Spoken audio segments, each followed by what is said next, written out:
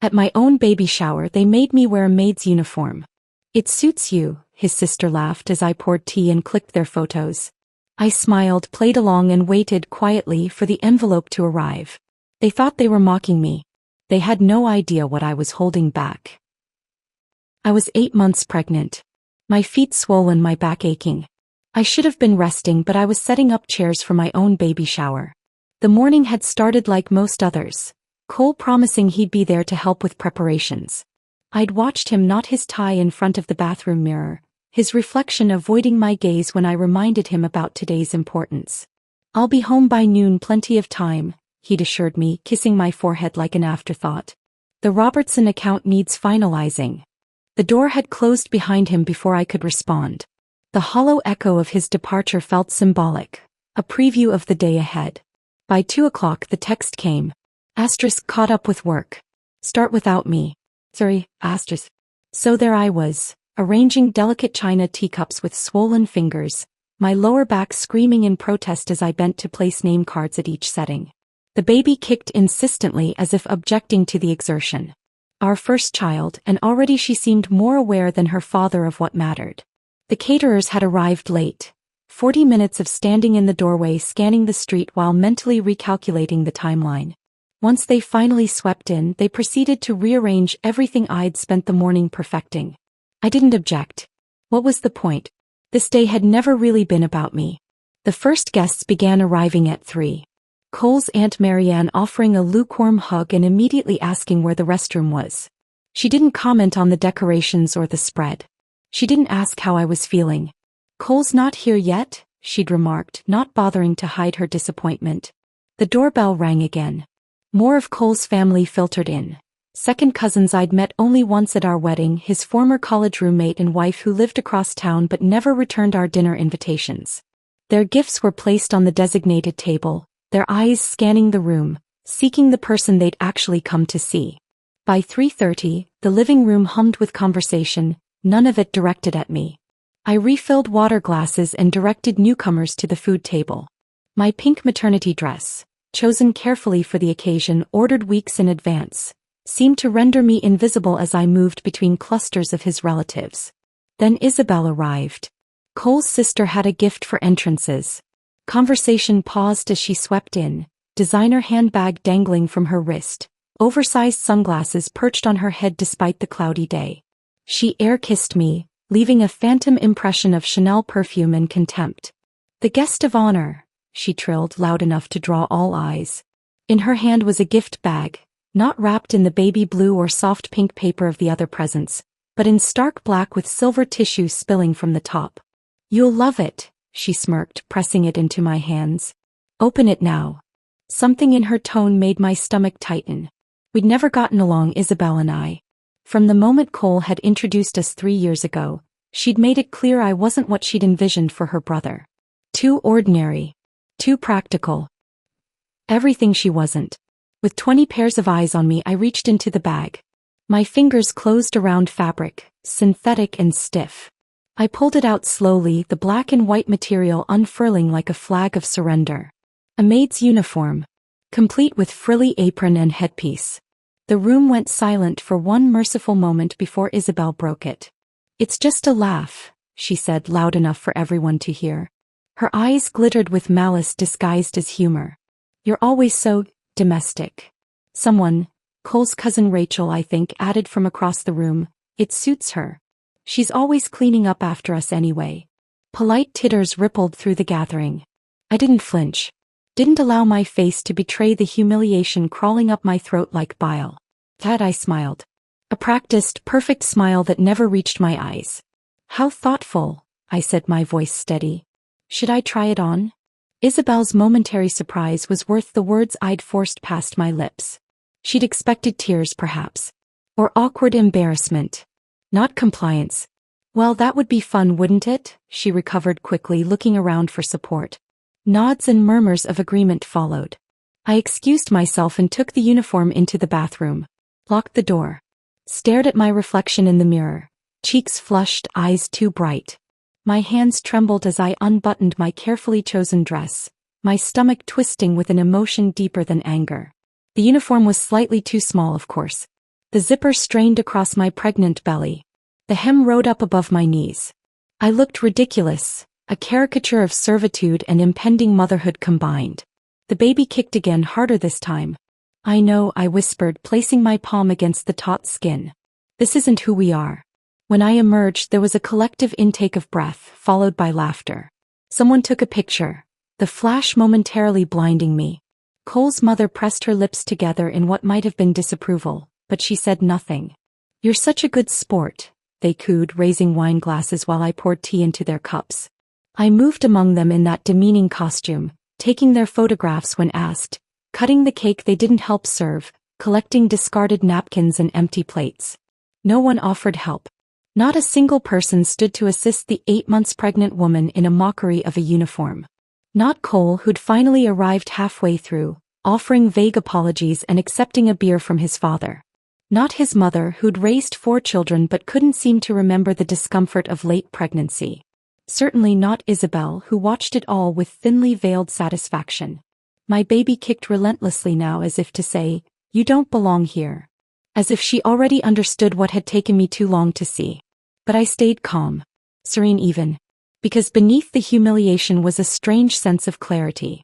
A confirmation of what I'd suspected for months, that to them I was and would always be an outsider. Useful but not valued. Present but not seen. They thought today was the punchline of a long-running joke at my expense. They had no idea. A courier was scheduled to arrive the next day with a packet of documents they'd never expect. The carefully orchestrated result of months of quiet work, of listening when they thought I wasn't, of leveraging what they'd overlooked. Let them laugh today. Let them enjoy their little power play. I was the one writing the final punchline. And tomorrow the joke wouldn't be on me. The last guest left just after 7, carrying a monogrammed favor bag I'd assembled at dawn.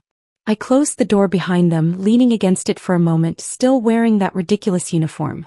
The silence felt like a blessing after hours of forced smiles and strategic invisibility. I should have changed immediately. Should have torn off the costume and reclaimed my dignity. But exhaustion had settled into my bones, and the baby was restless, pressing against my ribs as if searching for space in a world that hadn't made room for either of us. Through the hallway, I could hear them still lounging in the living room. Isabel, Cole's mother Patricia, his cousin Rachel, and 2 of his aunts. They'd stayed behind, ostensibly to help clean up, though not one of them had lifted a finger. Cole was with them, his laughter occasionally rising above their chatter. I began collecting dessert plates from the dining room, stacking them quietly, my body on autopilot. They didn't realize I was still here, just one room away, the open archway between dining room and hallway carrying their voices to me with perfect clarity. She really wore it. Isabel's voice held that familiar note of superiority. The whole time. She doesn't even realize she is the help. I froze, plate suspended mid-air. Cole's stuck now, Patricia sighed, ice cubes clinking in what I knew would be her 3rd gin and tonic. Well, at least the kid will be cute. Those cheekbones of hers might compensate for everything else. My hand trembled slightly, but I didn't move. Didn't breathe. She's lucky to be here at all, Rachel added. I mean, where was she before? Some accounting firm in the suburbs? Now she's married into the Rowe family, living in that house, access to the club. It's like winning the lottery without buying a ticket. They laughed, the sound crawling up my spine like insects. Did you see her mother at the wedding? One of the aunts chimed in. That polyester pantsuit. I thought Patricia would faint. More laughter. A beat of silence that begged for intervention. For my husband to speak up, to defend me, to defend his child's grandmother. Cole, darling, you need another beer? His mother's voice again. Sure. One word. That's all he offered. I gripped the plate so tight I thought it might shatter in my hands. The fine bone china, a wedding gift from Patricia, remained intact, though something else inside me cracked open. Not one word of thanks for the gifts I bought them. Silver frames engraved with their names, cashmere scarves I couldn't really afford. Nothing about the food I'd paid for, the decorations I'd hung myself while balancing on a step stool, 8 months pregnant with their grandchild, niece, cousin. And Cole? He said nothing. Just the occasional sound of his thumbs scrolling through his phone, the subtle click of keys as he texted someone who wasn't in this room. I gathered my courage and what was left of my composure, then entered the living room with the stack of plates. Their conversation died instantly, eyes flicking toward me without recognition, then away without acknowledgement. I began collecting empty glasses, moving around the periphery of their circle. No one looked up. No one paused their new conversation about summer vacation plans to ask if I needed help. I was furniture to them, useful but unremarkable. But I watched their faces. Saw exactly who they were without the masks they wore for public consumption. Witnessed the silent exchanges between mother and son, the satisfied curl of Isabel's lip when I bent awkwardly to retrieve a napkin from the floor. Somehow that moment of invisibility granted me a clarity I'd been missing. They had shown me who they truly were not just today but for the 3 years since I'd met Cole. The subtle diminishments. The inside jokes. The way conversations shifted when I entered rooms. I'd spent so long trying to belong, convinced that if I just tried harder, smiled more readily, served more faithfully, they would eventually accept me. What a waste of energy that had been. "We should get going," Patricia finally announced, rising unsteadily. "It's been a long day." It had been. But not in the way she meant. I smiled and thanked them for coming. Helped Patricia find her purse. Endured Isabel's condescending pat on my belly and whispered, "Get some rest, you look exhausted," in my ear. The door closed behind them at last.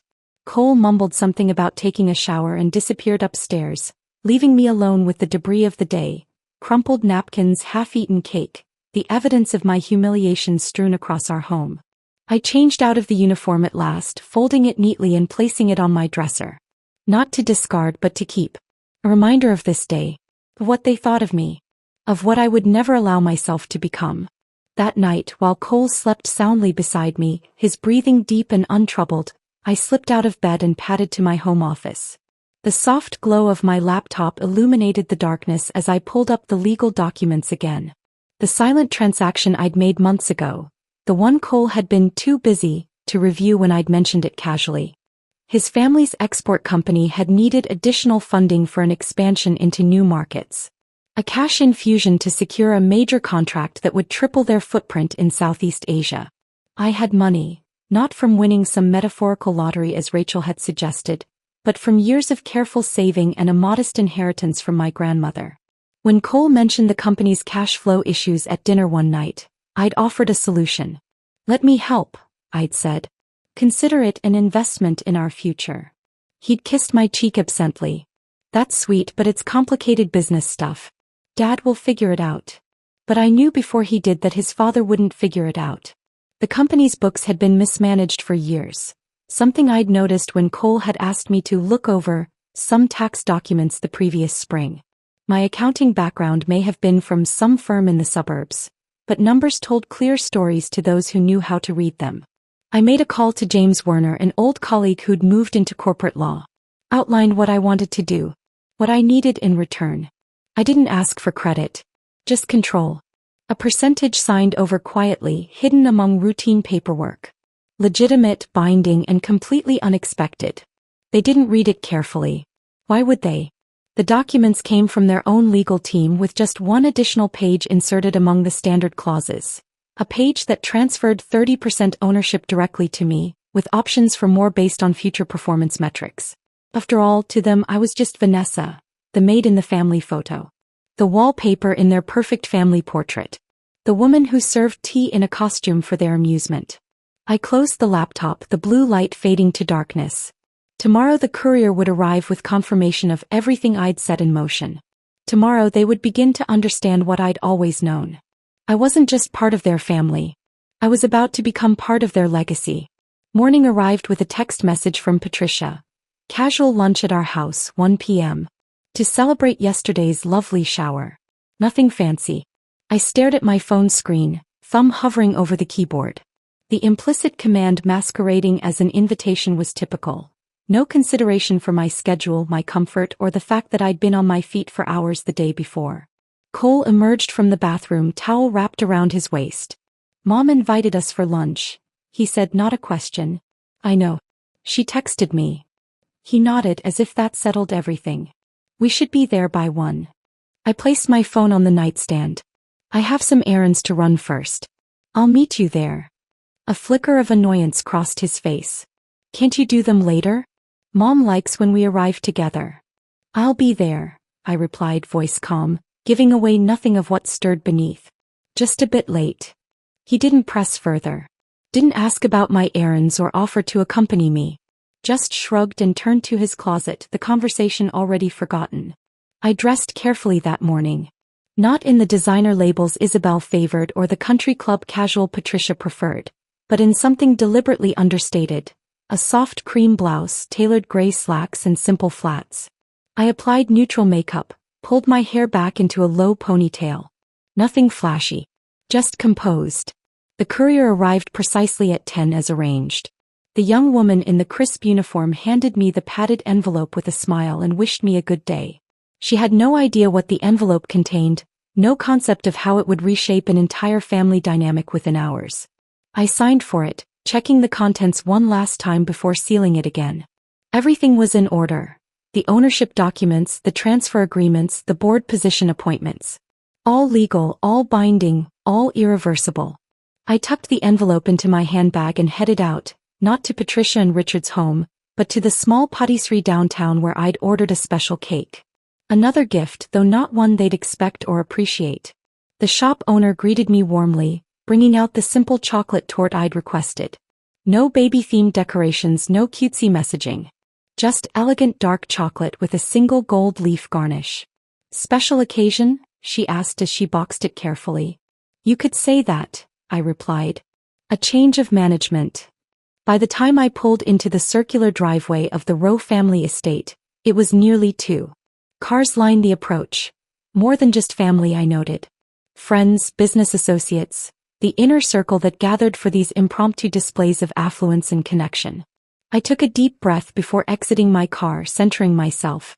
The baby kicked, a reassuring pressure against my ribs. Ready? I whispered, resting my hand on my belly.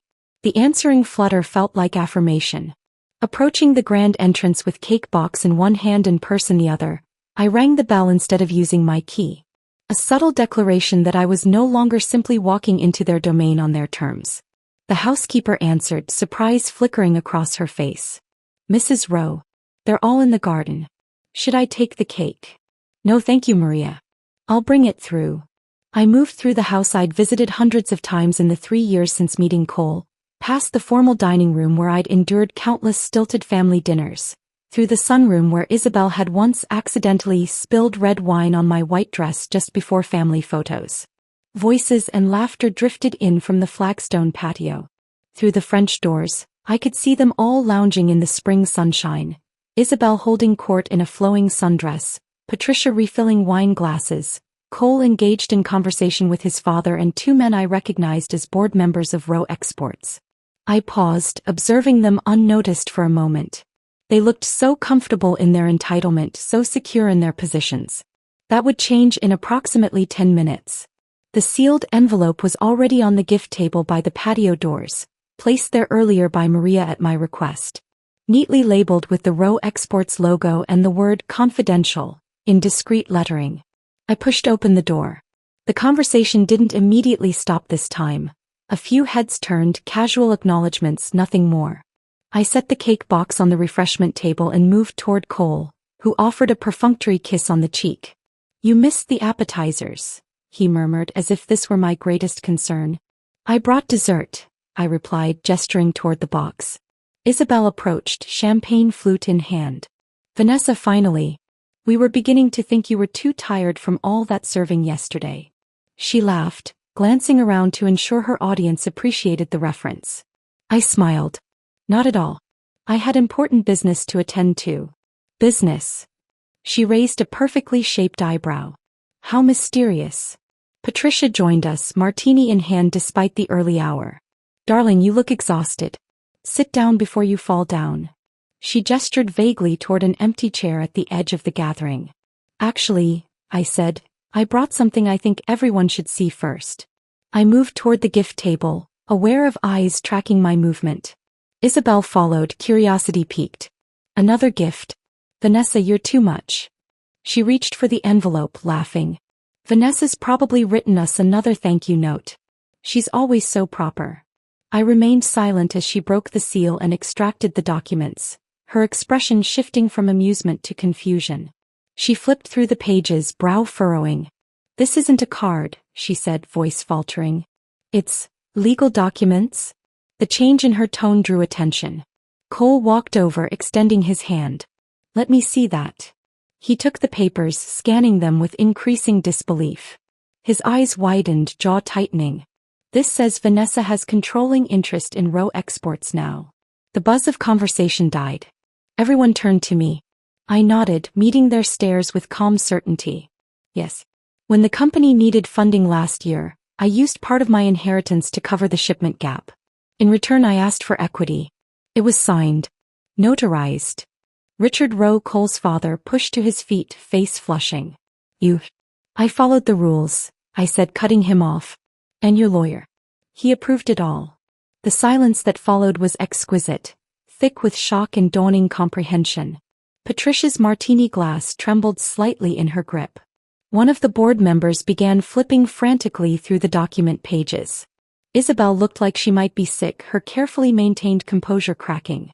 This can't be legal. Cole, tell her this isn't legal. But Cole said nothing, staring at me like he'd never really seen me before. He hadn't. The timing of this announcement isn't coincidental, I continued, my voice steady. After yesterday, I thought it appropriate to clarify my position. I gestured toward the refreshment table. I brought cake. Chocolate, not vanilla. Change can be bitter at first, but I find it has more depth. Patricia found her voice at last. You planned this all along. Used Cole to get to the company. I laughed softly. No, Patricia. I married Cole because I loved him. This came later, when I realized what his family thought of me. I placed my hand protectively over my belly. What they might someday think of my child. We can challenge this, Richard began. You can try, I conceded. But your lawyer, your family friend for 30 years, helped draft these documents. He explained the situation to me quite clearly when I approached him. The company was overextended, the Malaysian contract would fall through without immediate capital, and the banks had declined further credit. I provided the solution no one else could. I moved to the cake box, opening it with deliberate care. So yes, I'll continue serving. I lifted the cake, carried it to the center table. From the head of the table. Cole stared at me, something unreadable shifting in his expression. Not quite anger, not quite respect. Confusion, perhaps, at discovering the woman he'd married wasn't who he'd thought she was. But then he wasn't who I'd thought he was either. They all watched in stunned silence as I cut the first slice of cake and placed it on a plate. Who would like to be served first? I asked. They all thought I was playing dress-up. But I'd come dressed for business. No one touched the cake that day. They dispersed like scattered birds, mumbling excuses about prior engagements and early mornings ahead.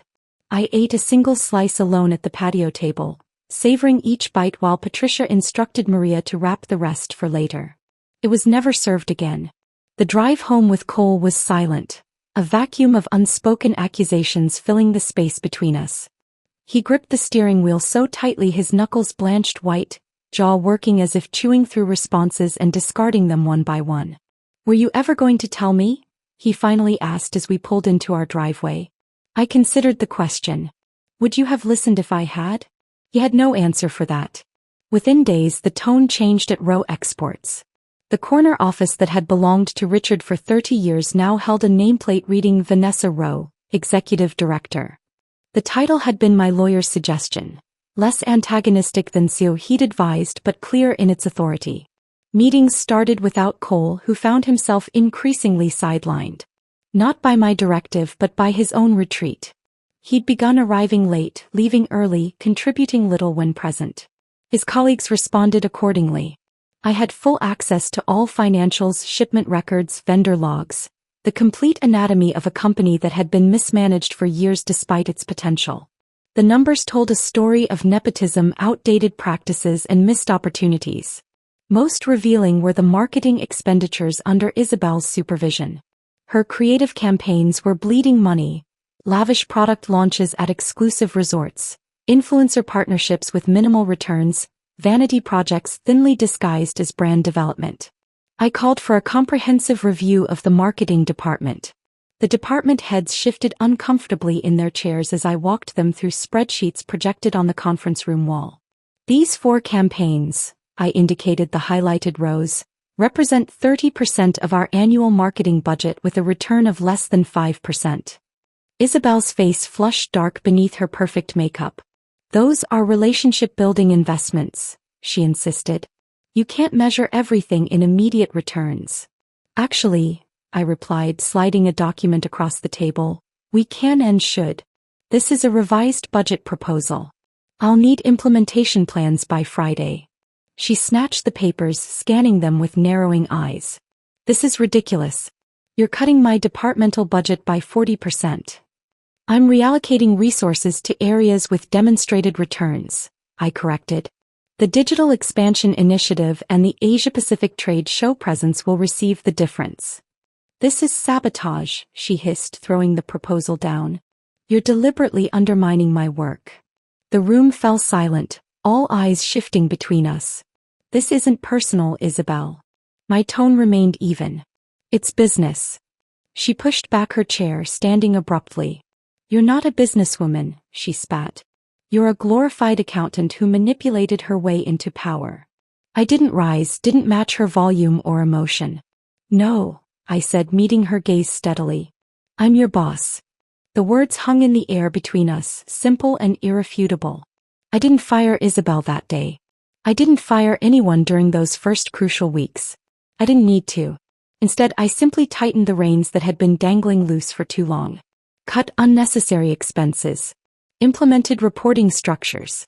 Reassigned roles based on performance metrics, not bloodlines or friendship histories. Required justification for expenditures that had previously been rubber-stamped. Basic business practices, all of them. The kind that any competent executive would have implemented years ago. The marketing team adapted quickly once Isabel's tantrums lost their effect. The logistics department streamlined their processes without Richard's micromanagement. The sales team exceeded their quarterly targets for the first time in 3 years once freed from Cole's inconsistent leadership. At home, the changes were equally dramatic. Cole came in late that Friday, the end of my first full week as executive director. I was reviewing contracts at the kitchen table, my laptop surrounded by stacks of paper and a half-eaten plate of pasta. You're turning my family against me, he declared without preamble, dropping his keys onto the counter with a clatter. I looked up, genuinely surprised. How so? Dad barely speaks to me now. Mom keeps asking what I let happen. Isabel says you're systematically pushing me out. I closed my laptop. And what do you think, Cole? He ran a hand through his hair, frustration etching lines around his mouth. I think you blindsided me. Made me look like a fool. I didn't have to, I said quietly. They did it to themselves. They've been undermining you for years, treating you as an extension of your father rather than a leader in your own right. You just never noticed because they did the same to me and that seemed normal to you.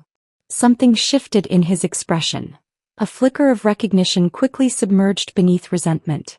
He turned away, grabbed a whiskey bottle from the cabinet. This isn't what I signed up for, he muttered. Neither was serving tea in a maid's costume at my baby shower, I replied. He didn't sleep in our room after that conversation. Claimed the guest bedroom needed breaking in before the baby comes. A transparent excuse we both pretended to believe. I saw him less and less as my pregnancy advanced and my role at the company solidified. He took business trips that hadn't been necessary before, scheduled golf games with clients who didn't exist, worked late on projects that never seemed to materialize in company records. I didn't confront him. Didn't track his movements or question his absences. I focused on work, on my health, on preparing for the baby whose movements grew stronger each day. The company began to thrive under new management. The Malaysian contract that had precipitated my investment was fulfilled ahead of schedule, opening doors to neighboring markets. Q3 projections exceeded expectations by 17%. The board meeting that had once been Richard's monthly monologue became a collaborative discussion of strategic initiatives. Most surprising was the way the team responded to my leadership. They brought me problems I could solve, ideas I could develop, innovations I could implement. They respected the clarity of my vision and the consistency of my expectations. Where Richard had demanded loyalty, I earned it. The whispers about me at family gatherings gradually faded, replaced by awkward acknowledgments of the company's improving fortunes. Patricia stopped making pointed comments about temporary arrangements, when quarterly reports showed record profits. Richard's initial hostility gave way to grudging consultation requests. Even Isabel's marketing department began producing measurable results once properly resourced and directed.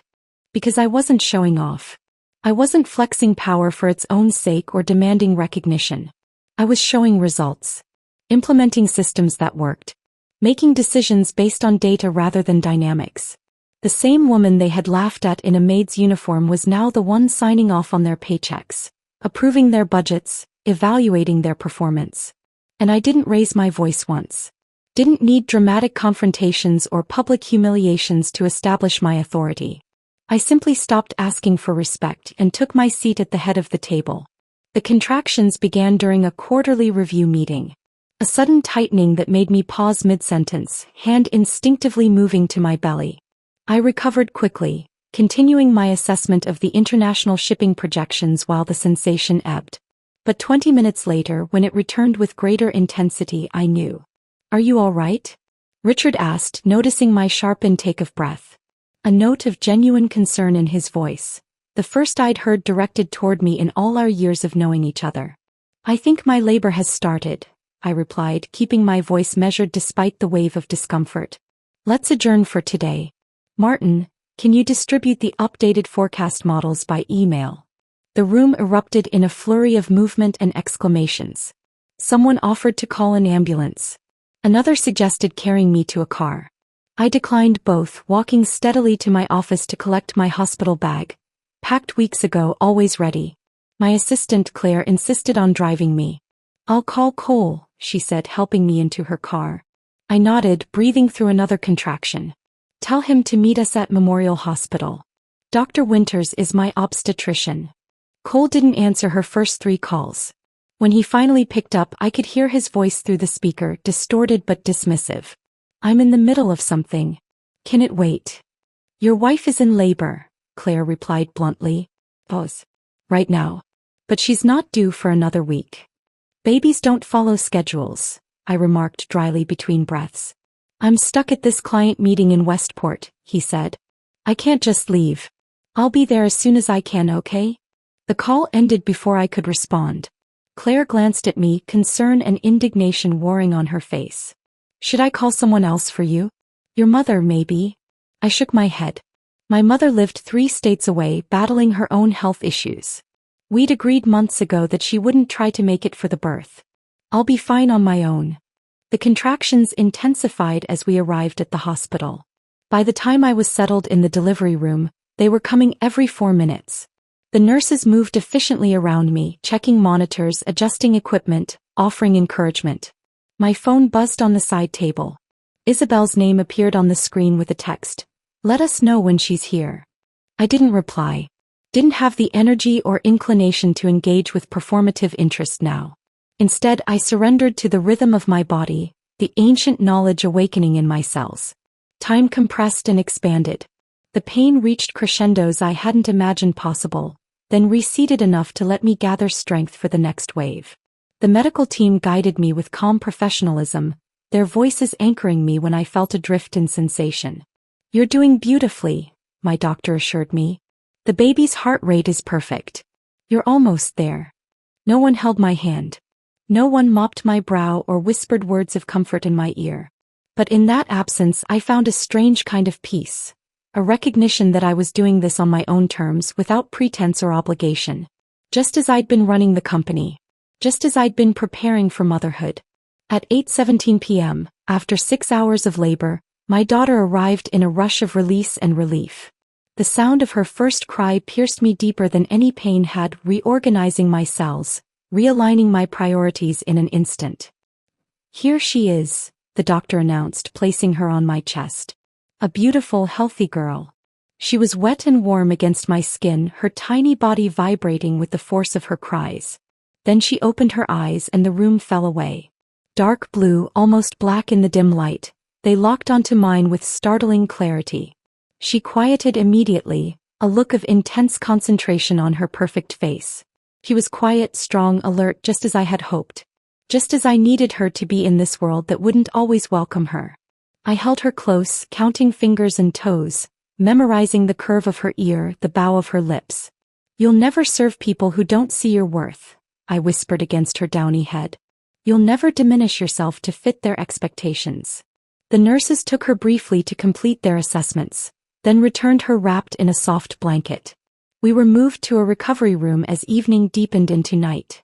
Still no Cole. My phone accumulated messages. Isabel again, Patricia wondering if they should come to the hospital, co-workers offering congratulations. I responded only to Claire, reassuring her that both baby and I were doing well.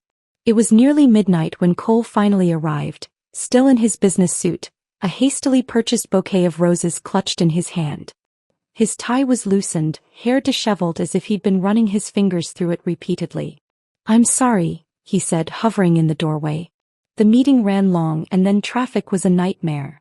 I nodded, too exhausted for confrontation, too overflowing with new love to make space for old disappointments. He approached the bassinet beside my bed, peering down at our sleeping daughter. "She's beautiful," he said, voice softening with genuine awe.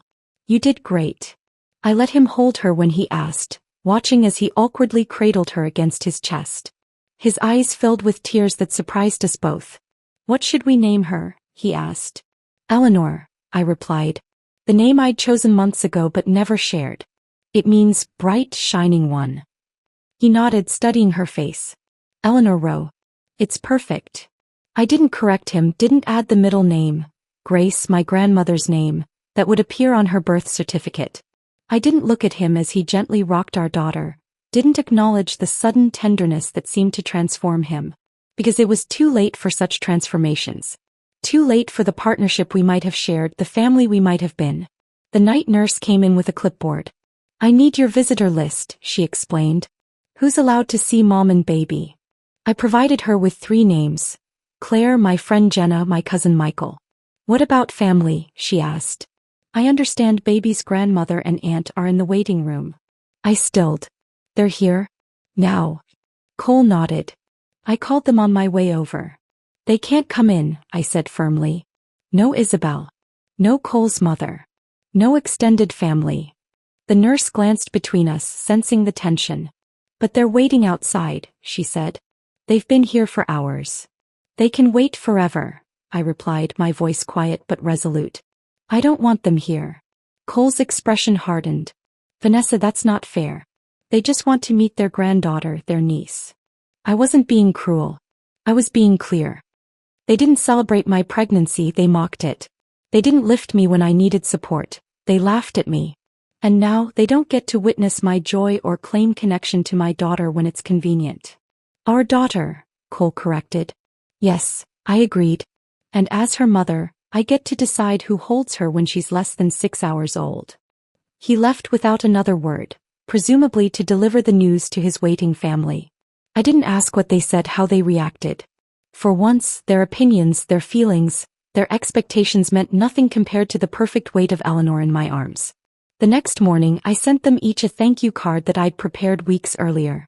Inside was a photo, not of the baby they so desperately wanted to claim, but of the framed maid's uniform now hanging in my office. No message, no explanation needed. They'd understand. Message received. Eleanor turned 1 in the spring. We celebrated with a small gathering at our house. My house now, technically. No elaborate party, no designer cake, no social media spectacle. Just a sunny afternoon in the garden with people who genuinely cared about us. Cole attended, arriving exactly at the time specified on the invitation, bearing an extravagant dollhouse his mother had helped select.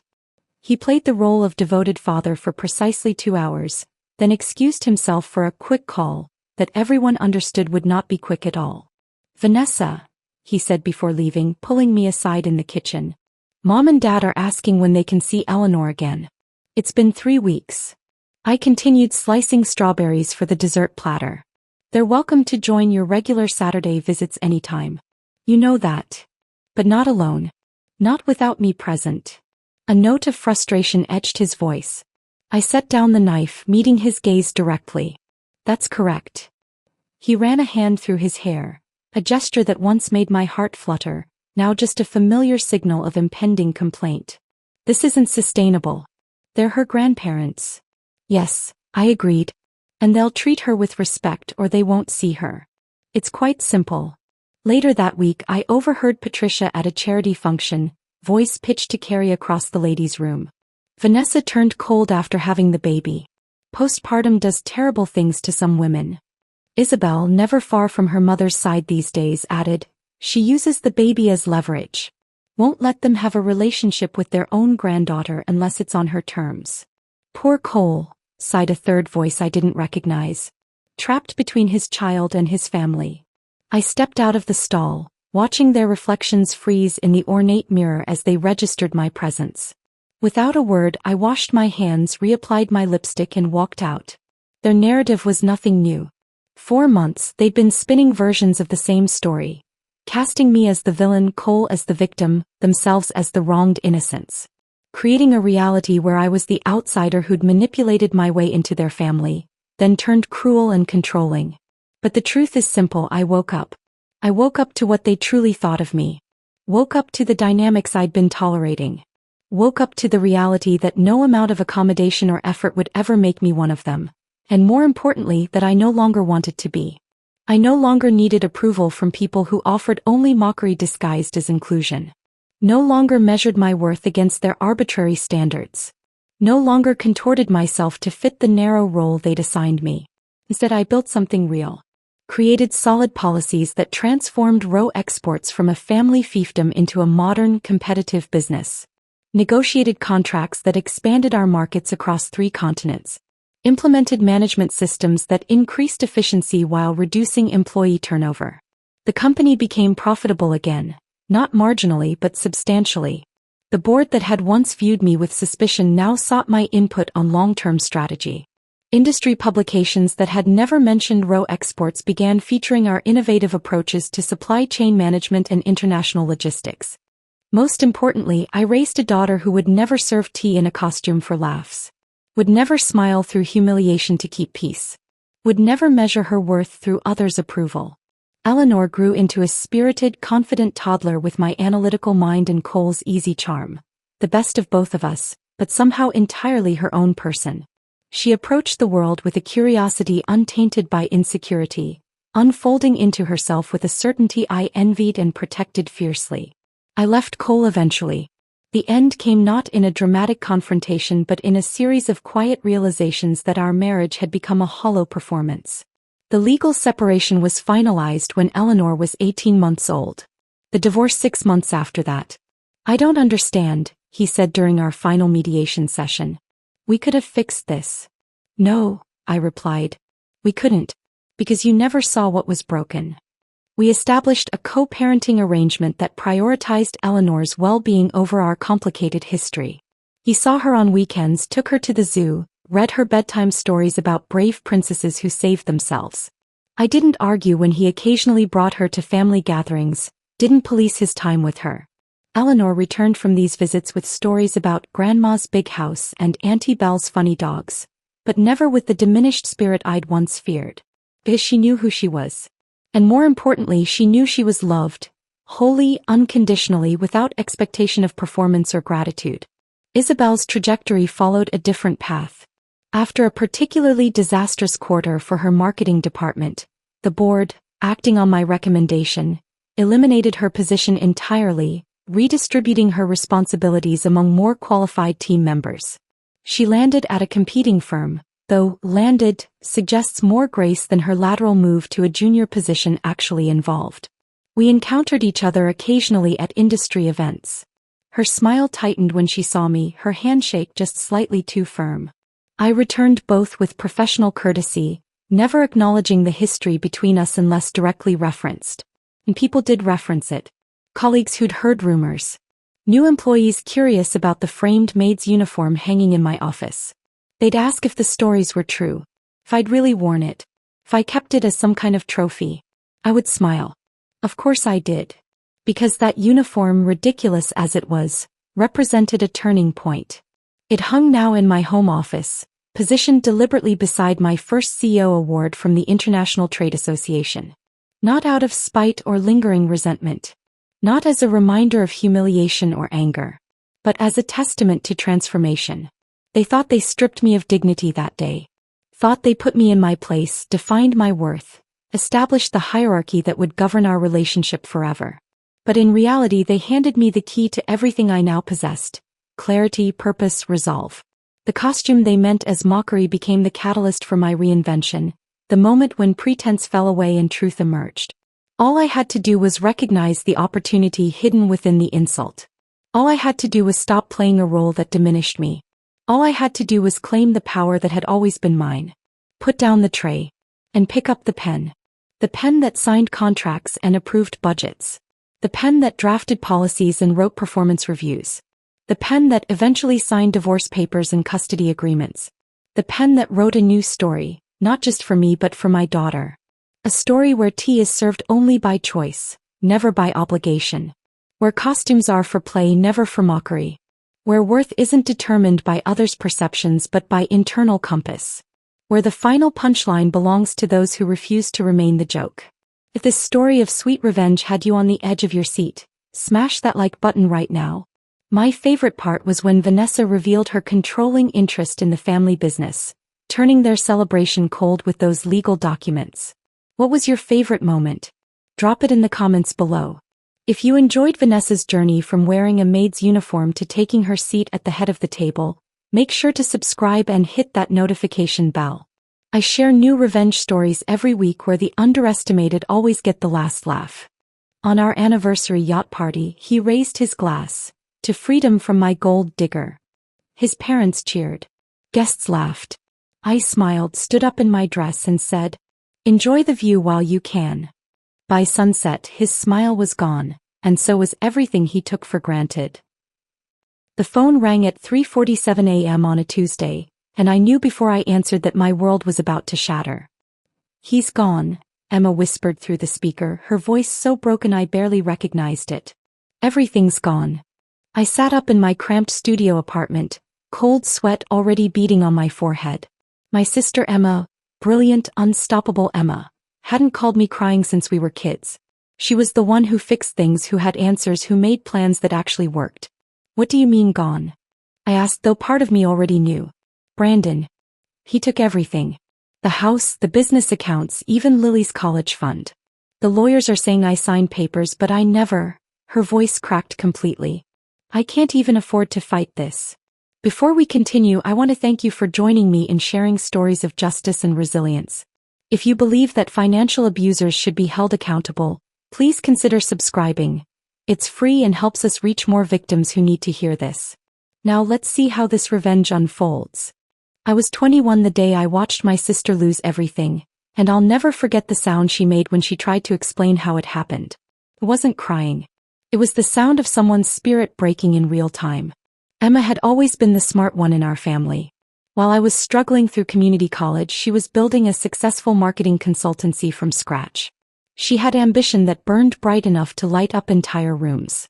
She had plans mapped out 5 years ahead, color-coded spreadsheets for everything, and a fierce heart that never backed down from a challenge.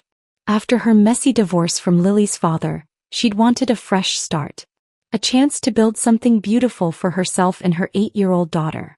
That's when Brandon Shaw walked into her life at a networking event in downtown Chicago, wearing an expensive suit that probably cost more than my monthly rent and carrying himself with the kind of confidence that made people lean in when he spoke. "He seemed different," Emma told me later during one of our late-night phone calls when she was still hopeful. "Not like the other guys who just want to impress you with their cars or their jobs." He actually listened. Asked about Lily, about my business dreams. He said he wanted to invest in me, not just financially but emotionally. Brandon Shaw had that disarming smile, the kind that made people forget to ask the important questions. He spoke fluent charm, peppered his conversations with just enough vulnerability to seem genuine, and had a way of making every woman feel like she was the only person in the room who truly understood him. Within 3 months he'd moved in with Emma and Lily. Within 4 he was handling Emma's business finances, to take the stress off her shoulders. By month 5 he was making decisions about investments, property and Lily's private school tuition. 6 months later she was broke. The foreclosure notice came on a Thursday. Emma called me sobbing, holding the papers in her shaking hands while Lily sat at the kitchen table doing homework, completely unaware that her world was crumbling around her. "I don't understand," Emma kept repeating. The business was profitable. We had savings. How is this possible? But Brandon was gone. Vanished like smoke, leaving behind only empty promises and a trail of legal documents that somehow made Emma responsible for debts she never knew existed. The house they'd bought together? Turns out the mortgage was entirely in her name, but the deed had been quietly transferred to one of his shell companies. Her business accounts? Drained through a series of investments she supposedly authorized but had no memory of signing. Her home was foreclosed within 30 days. Lily went to live with her father in Seattle, a man who'd barely shown interest in his daughter until suddenly having custody became a weapon he could use against Emma. And Emma? She was hollowed out, a ghost of the fierce woman who used to tackle problems head-on. He tried to fight back. God, she tried. But Brandon came at her with lawyers who charged $800 an hour, NDAs that threatened to destroy her professionally if she spoke publicly about their relationship, and legal firepower she couldn't begin to afford. Every time she found a new attorney willing to take her case, somehow they'd withdraw within weeks, citing conflicts of interest or scheduling issues. Our parents tried to help, but they were already stretched thin caring for our grandmother. Our younger brother was still in school. I was working 2 jobs just to cover my own basic expenses. We watched Emma shrink week by week, watched her disappear into herself as the legal battles drained what little fight she had left. That's when I watched myself change. I didn't cry, though everything inside me screamed too. I didn't scream, though rage burned through my veins like acid. Instead, I made a promise, one that would reshape the next 9 years of my life. I promised I would be the one to ruin Brandon Shaw. Not with fists or fury, but with proof. With truth. With the same methodical precision he'd used to destroy my sister. I started small, researching everything I could find about financial fraud, investment scams, and the psychology of confidence men. I studied branding and marketing, learning how to craft an image, how to become someone else entirely. I took courses in digital forensics, accounting, and business law. I changed my name legally from Sarah Mitchell to Mia Carson. I got a completely different haircut, learned to modulate my voice differently, adopted new mannerisms and speech patterns. I built myself into the woman Brandon Shaw would never suspect. Someone sophisticated enough to move in his circles, smart enough to understand his games, but seemingly naive enough to become his next target. It took me 9 years to become Mia Carson, financial consultant and trusted advisor to high-net-worth individuals. 9 years of reinventing myself, of studying his patterns, of tracking his movements through business journals and social media posts. By 30 I was ready. And in Miami at an exclusive charity gala I saw him again. Brandon Shaw, the man who had stolen my sister's life, was standing by the bar telling some elaborate story to a group of admirers, his laugh carrying across the room like nothing had ever happened. He didn't recognize me when I approached. Of course he didn't. He saw what he always saw when he looked at women. A potential mark, a mirror to reflect his own magnificence, a fan waiting to be dazzled. When he smiled that same disarming smile and asked if we'd met before, I smiled back and said the words that would begin his downfall. Not yet, I said. But I have a feeling we're going to know each other very well. And just like that it began. Brandon's ego was his weakness and I became his drug. You're different from other women, he told me on our 3rd date, swirling his wine like he was conducting an orchestra. Most of them just want to talk about themselves. You actually listen. I tilted my head slightly, letting my eyes widen with what I hoped looked like genuine fascination. I find successful people so interesting. How do you read the market so well when everyone else seems to miss the obvious patterns? His chest puffed out visibly. It's about understanding human psychology. People are predictable when you know which buttons to push. I laughed at his explanation, not too loudly, just enough to stroke his ego. That's brilliant. I never would have thought of it that way. Within 6 weeks he was calling me every morning and texting throughout the day. I responded with careful enthusiasm, asking questions that made him feel like a mentor, a genius, a man worth studying. I became his favorite audience of one. Move in with me, he said after our 8th week together, presenting it like a generous gift rather than a request. That apartment of yours is beneath you. You deserve better. His penthouse overlooked Biscayne Bay, all glass and steel and expensive art that screamed money without saying taste. I walked through it for the first time, mentally cataloging every corner, every potential hiding spot, every angle where I could place what I needed. "This is incredible," I breathed, running my fingers along the marble countertop. "You've built something amazing here." He showed me everything with the pride of a collector displaying his treasures. His office, with its dual monitors and walls covered in framed deals. His filing system organized with military precision. His safe, which he opened to show me stacks of cash and important documents, never imagining I was memorizing the combination as his fingers moved across the keypad. "I like transparency in relationships," he said, completely oblivious to the irony. "No secrets between us." What he didn't know was that the delicate gold necklace I wore every day, a gift I'd supposedly inherited from my grandmother, held a recording device smaller than a button. State-of-the-art technology that picked up conversations from 20 feet away and transmitted everything to a secure server I'd set up under a false identity. Installing the cameras took 3 weeks. Motion-triggered devices no bigger than shirt buttons hidden in plain sight. One went behind the decorative air vent in his study, positioned to capture his desk and computer screen. Another nestled under the soft light of his bookshelf, angled toward his chair where he took his most private calls. The third was built into a pen holder I'd given him as a moving-in-together gift. "You're so thoughtful," he'd said, placing it prominently on his desk. "Most women just buy flowers or something useless." The real work began once I had access to his daily routine. Brandon conducted his shadiest business from home, believing his penthouse was his fortress. He'd pace around his office talking to clients on speakerphone, never knowing every word was being recorded. "These people are idiots," he said one afternoon, hanging up on a sobbing woman who'd just lost her retirement savings. She signed the papers. Not my problem, she didn't read them. I was in the kitchen, preparing his afternoon espresso exactly how he liked it. Strong, no sugar, served in the Italian cup he'd bought during a business trip to Milan. My hands didn't shake as I listened to him mock someone whose life he'd just destroyed. "Everything okay, darling?" I called out sweetly. "Just dealing with another client who can't handle reality," he replied. "Some people deserve to lose their money." I walked into his office carrying the coffee, my smile perfectly calibrated. "You work so hard to help people. It must be frustrating when they don't appreciate your expertise." He took the cup from my hands, his fingers brushing mine. "This is why I love you. You understand the business world isn't a fairy tale." Clara, his assistant, became an unexpected ally in my intelligence gathering. She was a genuinely sweet woman in her 50s, with pictures of her grandchildren covering her desk and a tendency to overshare when she felt comfortable with someone.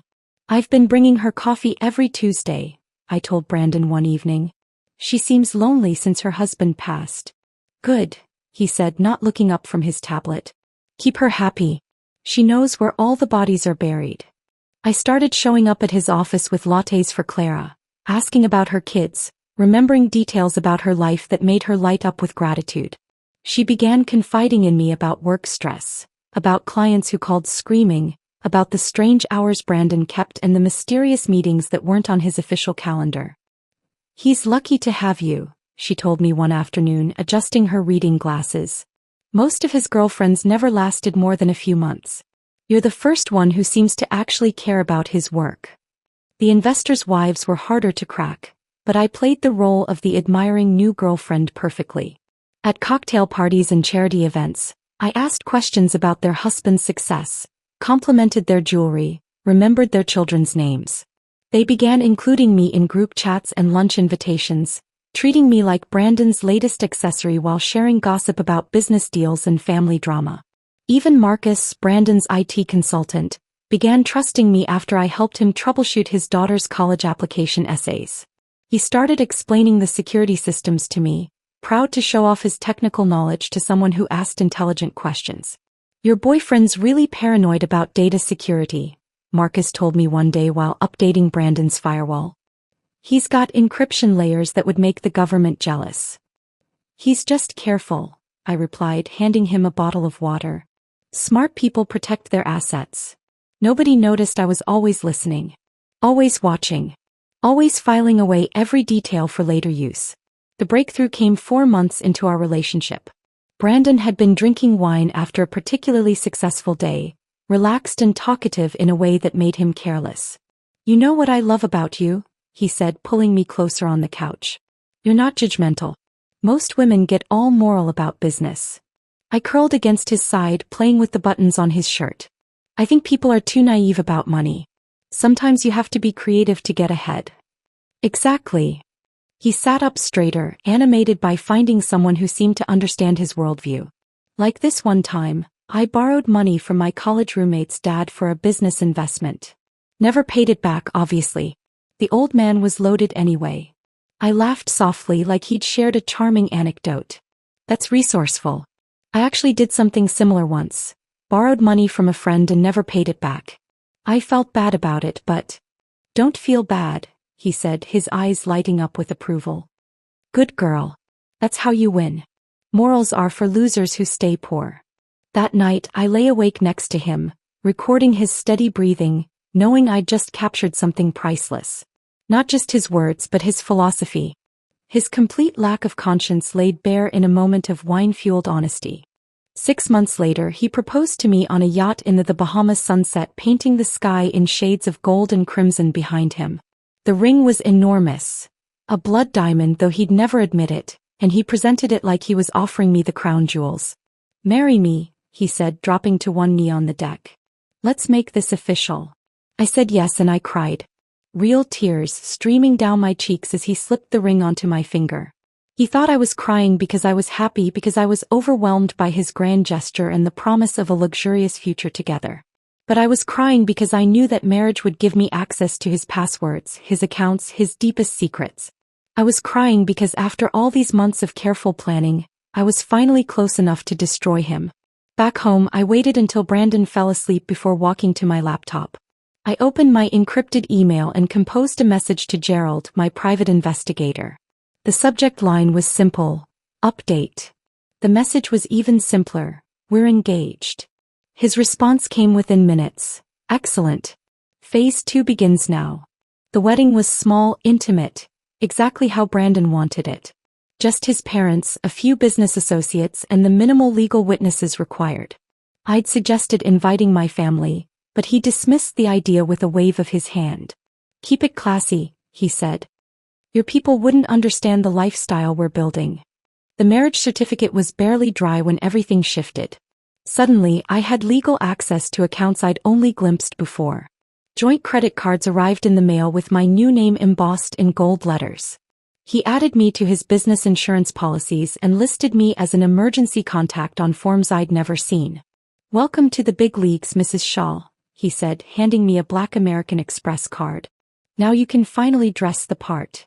But with access came surveillance. Not from the outside, from him. Marriage wasn't partnership in Brandon's world. It was ownership. The Hermes looks better on you than the Coach, he said one morning, critically examining my outfit choice. We're meeting the Hendersons for brunch. Image matters. I nodded, changing into the bag he preferred, but my fingers found the tiny recording device sewn into its lining. Every conversation, every cruel comment, every casual cruelty was being captured and transmitted to servers he'd never find. The new cameras were easier to install now that I lived there permanently. One went into the master bedroom, hidden inside the decorative lamp I'd bought for our anniversary. Another was built into the frame of our wedding photo. Ironic considering what it would eventually capture. The third was the most audacious. Embedded in his laptop charger, recording everything that appeared on his screen. His cloud storage was the real treasure trove. Using the passwords I'd memorized during our engagement, I synced his entire digital life to a remote server under an identity that didn't exist on paper. Years of fraud downloaded in organized folders. Client communications, forged documents, bank transfers, shell company records. The breadth of it was staggering. You're getting better at this technology stuff, Brandon commented one evening watching me work on my laptop. Maybe I should put you in charge of our digital security. Just trying to keep up with my brilliant husband, I replied, closing the screen that showed me copying his files to my encrypted drives. But marriage also revealed the depths of his cruelty in ways I hadn't experienced before. Brandon didn't just want admiration, he wanted complete control. Text me when you get to lunch with your college friend, he said one Tuesday morning. And when you leave. I like knowing where my wife is. Of course, I agreed, though my friend didn't exist. Instead, I spent those hours in a coffee shop, transcribing recordings and cross-referencing victim names with police reports. He started critiquing everything. My hair, my weight, my choice of books, even how I laughed at his jokes. "That laugh sounds forced," he'd say. "Relax. Be natural." The comments about my family were the hardest to bear. "Your sister really screwed up her life, didn't she?" he said casually over dinner one night. "Good thing you learned from her mistakes." I nodded, cutting my steak with surgical precision. "She was always too trusting." "Exactly. Trust is expensive. Most people can't afford it." Every insult, every manipulation, every casual destruction of my self-worth went into the journal I kept hidden under a loose floorboard in our walk-in closet. The hardwood had warped slightly from an old water leak, creating the perfect hiding spot for a leather-bound notebook that detailed his psychological warfare. Day 47 of marriage. Called my cooking pedestrian in front of his business partner. Made me remake dinner while they watched. Day 63. Told me I'd gained weight. Said successful men need wives who maintain their value. Day 89. Prevented me from calling my parents on my birthday. Said my family was energy drains who didn't deserve my time. The breakthrough came during our trip to Aspen. Brandon had closed a particularly large deal involving a tech startup and several pension funds. The celebration dinner stretched late into the night, with expensive wine flowing freely and his guard completely down. "You know what's funny about this business?" he said, swirling his glass of Dom Perignon. "People always think they're smarter than you. They think they can outsmart the system. But you're always one step ahead," I encouraged, refilling his glass. He laughed, loud and harsh. "Some woman tried to ruin me once. Your sister, actually. Emma something. Cost me a lot of time and money with her lawyers and media nonsense." My blood turned to ice, but I kept my expression neutral. "What happened?" "I buried her," he said with satisfaction. "Destroyed her reputation, her finances, took her kid away. She thought she could fight me? Please. I've been doing this since college. She was just another casualty." He kept talking, detailing exactly how he'd manipulated the legal system, bribed officials and systematically destroyed Emma's life. Every word was being recorded by 3 different devices, but I needed him to keep going. "She deserved it," I said softly. "People who cross you learn the hard way." "Exactly." He slammed his hand on the table, making the silverware jump. "Loyalty is everything. Betrayal gets punished. That's how you build an empire." That night, after Brandon passed out on the California king bed, I sat in the bathroom with my laptop, encrypting the recordings 3 different ways. I made copies on separate drives, uploaded duplicates to secure servers in different countries, and created a physical backup that I sealed in a waterproof container. The next morning, I drove to a private bank in downtown Denver and opened a safety deposit box under Mia Carson's name. Inside went the encrypted drive containing Brandon's confession about Emma, along with documentation of every crime he'd committed in my presence. Back home, I established contact with Gerald properly for the first time. He was a retired forensic accountant whose son David had been one of Brandon's earliest victims. A young entrepreneur who'd lost his software company and his family's savings to Brandon's Ponzi scheme 7 years earlier. David jumped off the Coronado Bridge. Gerald told me during our first face-to-face meeting at a diner outside San Diego. Left behind a wife and twin babies. Brandon Shaw killed my son as surely as if he'd pushed him himself. Together, we built what we called the Shaw File, a comprehensive timeline of Brandon's criminal activity spanning 15 years. Gerald's accounting expertise combined with my insider access created an unbreakable case. We traced money through dozens of shell companies, connected victim testimonies with financial records, and documented patterns of fraud that spanned multiple states. "This is enough to put him away for life," Gerald said one afternoon, reviewing our latest findings. "But we need the perfect moment. One chance to make sure he can't wiggle out." The plan crystallized during our 4th year of marriage. It would happen on our 5th wedding anniversary on a yacht, just like where our fake relationship had truly begun with his proposal. The symbolism felt appropriate, ending where it started but with the roles completely reversed. "He'll be surrounded by the people who enabled him," I explained to Gerald. "His parents, his business partners, the investors who looked the other way. They all need to see him fall."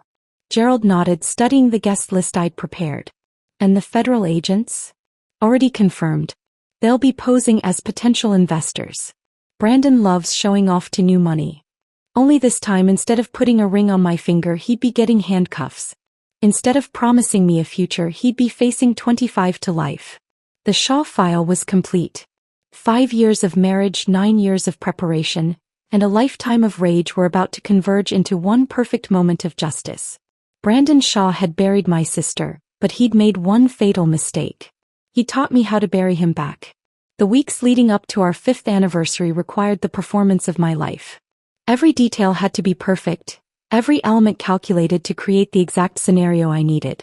Brandon expected grandeur for milestone celebrations, and I was more than happy to give him a party he'd never forget.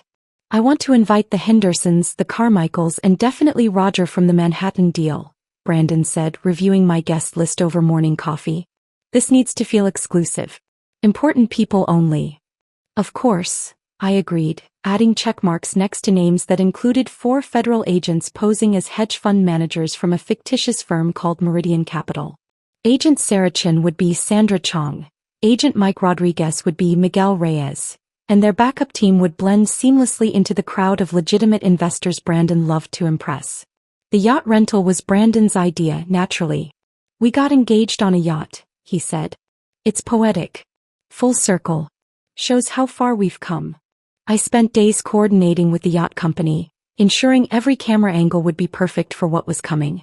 The Serenity was a 150-foot vessel with multiple decks, plenty of space for guests to mingle, and most importantly, nowhere for Brandon to run when the moment arrived.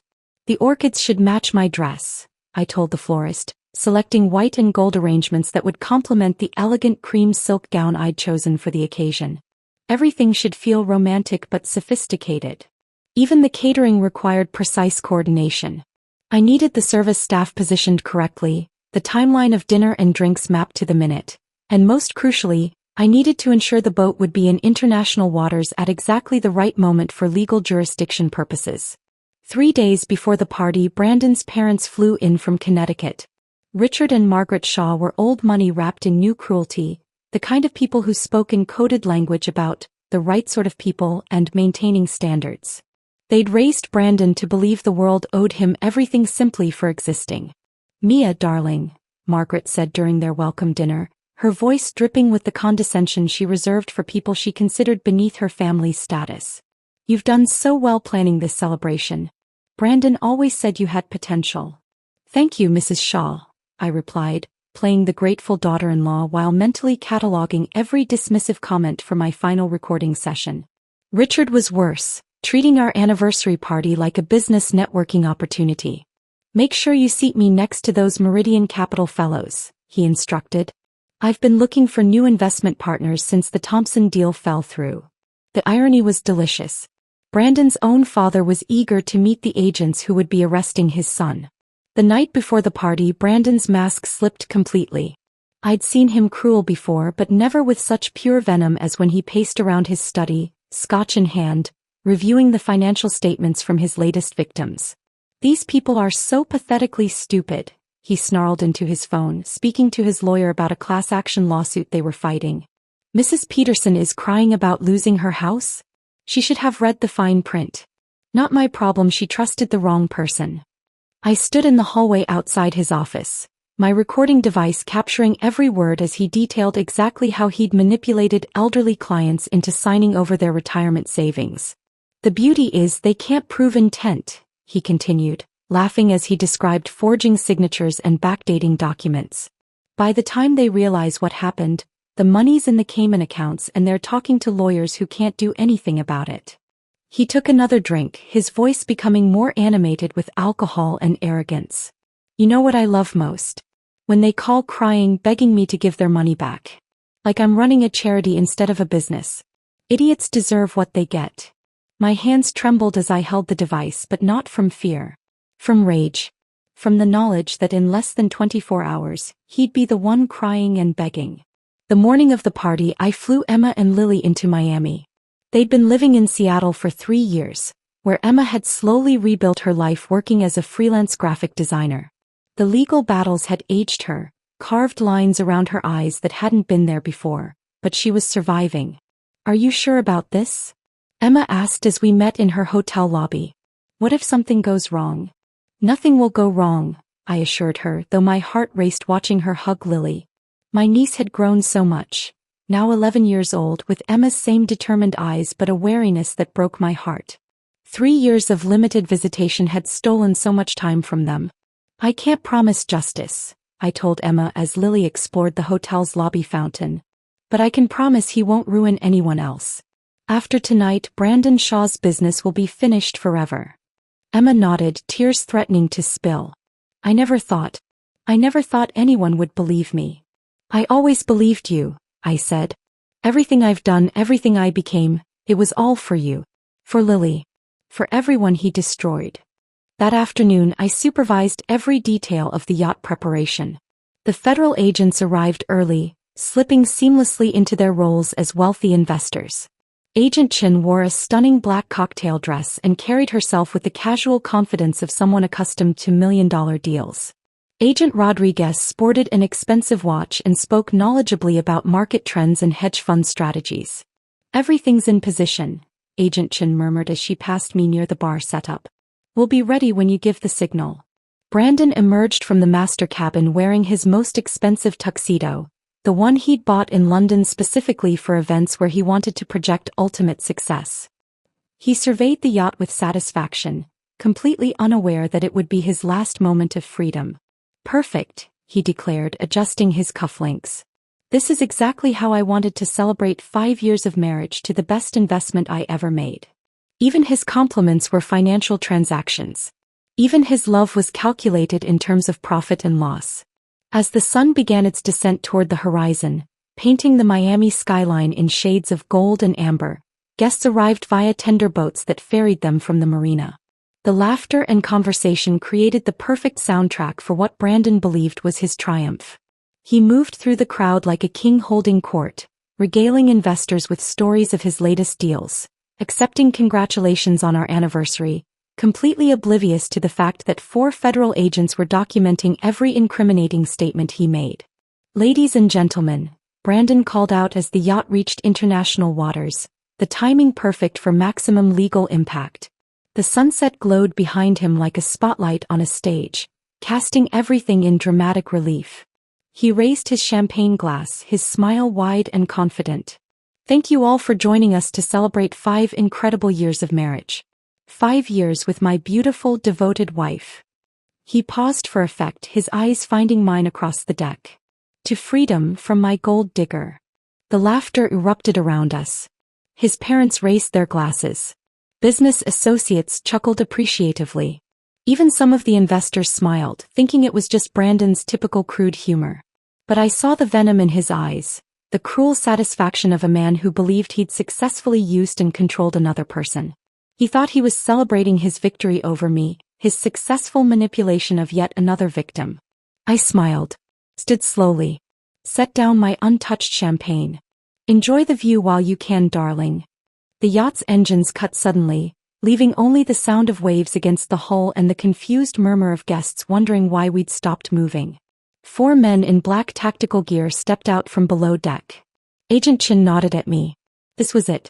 I reached into my purse and withdrew a hard drive labeled in my careful handwriting, Confessions. Sorted by month. Brandon's face transformed from confusion to dawning horror as I handed the drive to Agent Rodriguez. What is this? Brandon whispered, his champagne glass slipping from nerveless fingers to shatter on the deck. I leaned in close enough to smell his expensive cologne one last time, close enough to see the exact moment his world collapsed. I kissed his cheek gently like a loving wife saying goodbye. Your reckoning, I whispered. The split second after I whispered your reckoning, Brandon's survival instincts kicked in. His eyes darted frantically across the deck, calculating escape routes like a cornered animal. The transformation was instantaneous, from confident predator to desperate prey. He lunged toward the starboard side of the yacht, shoving past his own mother in his panic. Margaret Shaw stumbled backward, her champagne glass flying from her manicured hands to crash against the deck railing. Brandon, she shrieked, more outraged by his rudeness than understanding the gravity of the situation. He didn't get far. Agent Rodriguez moved with the fluid precision of someone trained for exactly this scenario. 3 powerful strides brought him within arm's reach of Brandon, who was frantically trying to climb over the yacht's safety railing. "Federal agents. You're under arrest," Rodriguez shouted, his voice cutting through the ocean breeze and confused chatter. Brandon's expensive Italian leather shoes slipped on the polished railing. He crashed back onto the deck, his tuxedo jacket tearing as he hit the ground hard enough to knock the wind from his lungs. The guests erupted in chaos.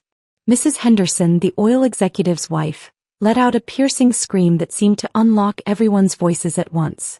Roger Carmichael dropped his wine glass, the red liquid spreading across the white deck like spilled blood. Someone's phone clattered to the ground as they fumbled to record what was happening. "Is this real?" whispered Dr. Patricia Morse, the pharmaceutical heiress, her face pale as she clutched her pearl necklace. "This has to be some kind of mistake." Agent Chin moved to secure the perimeter while her colleagues surrounded Brandon. She flashed her badge to the stunned crowd, her voice clear and authoritative. "FBI Financial Crimes Division. Everyone please remain calm and stay where you are." Brandon scrambled to his feet, his perfectly styled hair disheveled, his bow tie hanging loose around his neck. Wild-eyed, he spun toward his father. "Dad, call Morrison.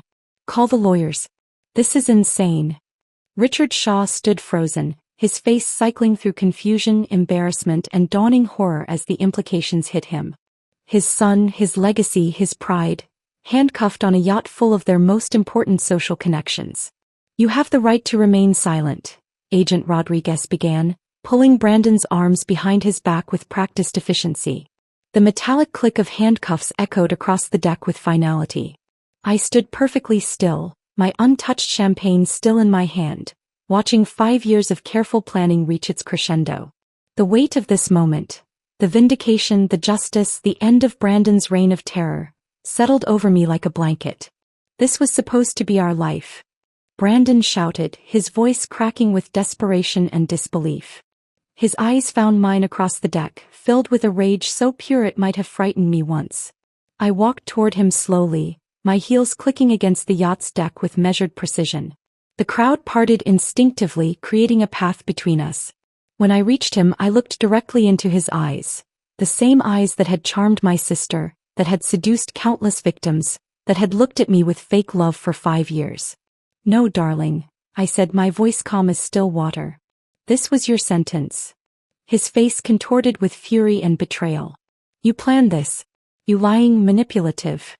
"Everything I learned from you," I interrupted quietly. "The only difference is I had a good reason." Agent Rodriguez guided Brandon toward the yacht's main deck where a Coast Guard vessel was already approaching for transport.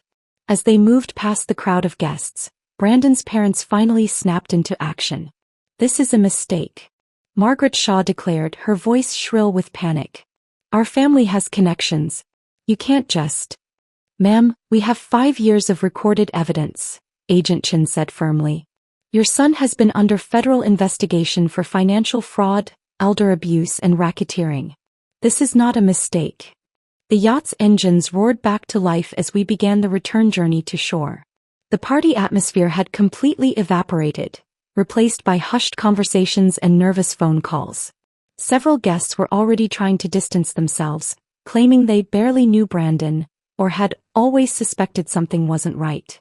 As Miami's coastline grew larger, I could see the media circus waiting at the marina.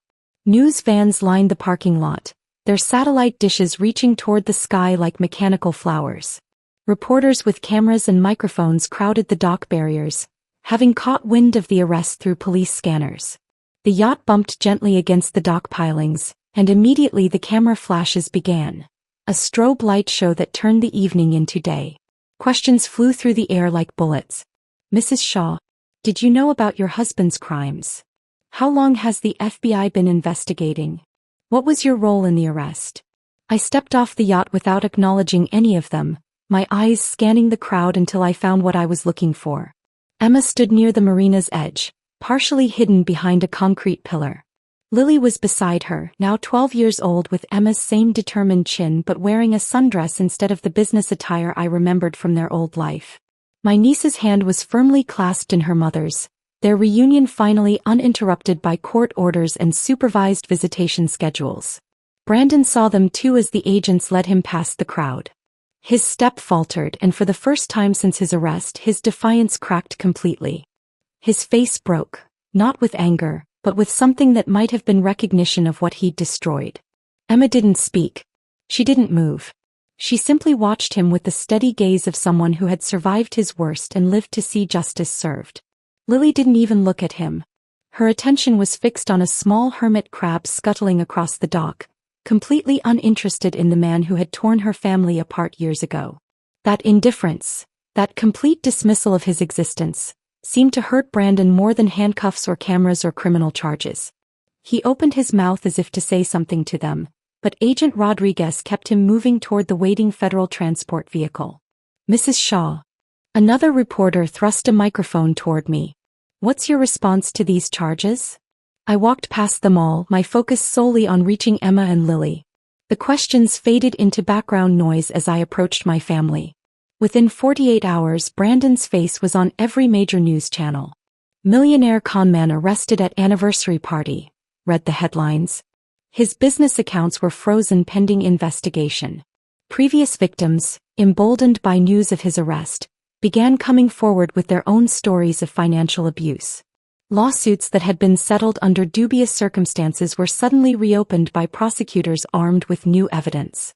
The empire of lies he'd built over 15 years crumbled in less than a week. I didn't watch the news coverage. I didn't read the articles analyzing his crimes or speculating about his sentence. Instead, I sat in Emma's hotel room while she and Lily planned their new life together, and I poured us tea from the ceramic set she'd managed to save from the foreclosure years ago. "It's really over," Emma said quietly, watching Lily color in a coloring book on the hotel room floor. "It's really over," I confirmed. The monster was caged. The victims had their voices back. And my sister had her daughter. 3 weeks after Brandon's arrest, the phone calls started. Publishers, television producers, documentary filmmakers. Everyone wanted to own a piece of my story. They offered contracts with numbers that made my eyes water, speaking fees that could set me up for life, and the kind of fame that turns ordinary people into household names. "This is a once-in-a-lifetime opportunity," insisted Amanda Richfield from Pinnacle Publishing, her voice crackling through my phone as she outlined a multi-book deal. "Your story has everything: romance, betrayal, justice. We're talking New York Times bestseller potential."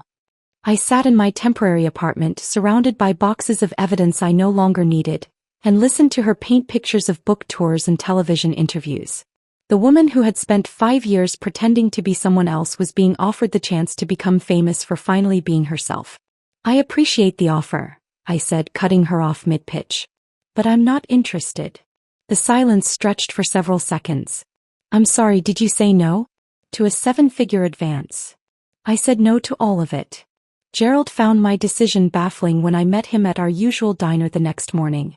He'd been fielding his own media requests, producers eager to interview the retired accountant who'd helped bring down Brandon Shaw. "You could help people by telling your story publicly," he argued, stirring sugar into his coffee with more force than necessary. "Think of all the women who could learn from what you did."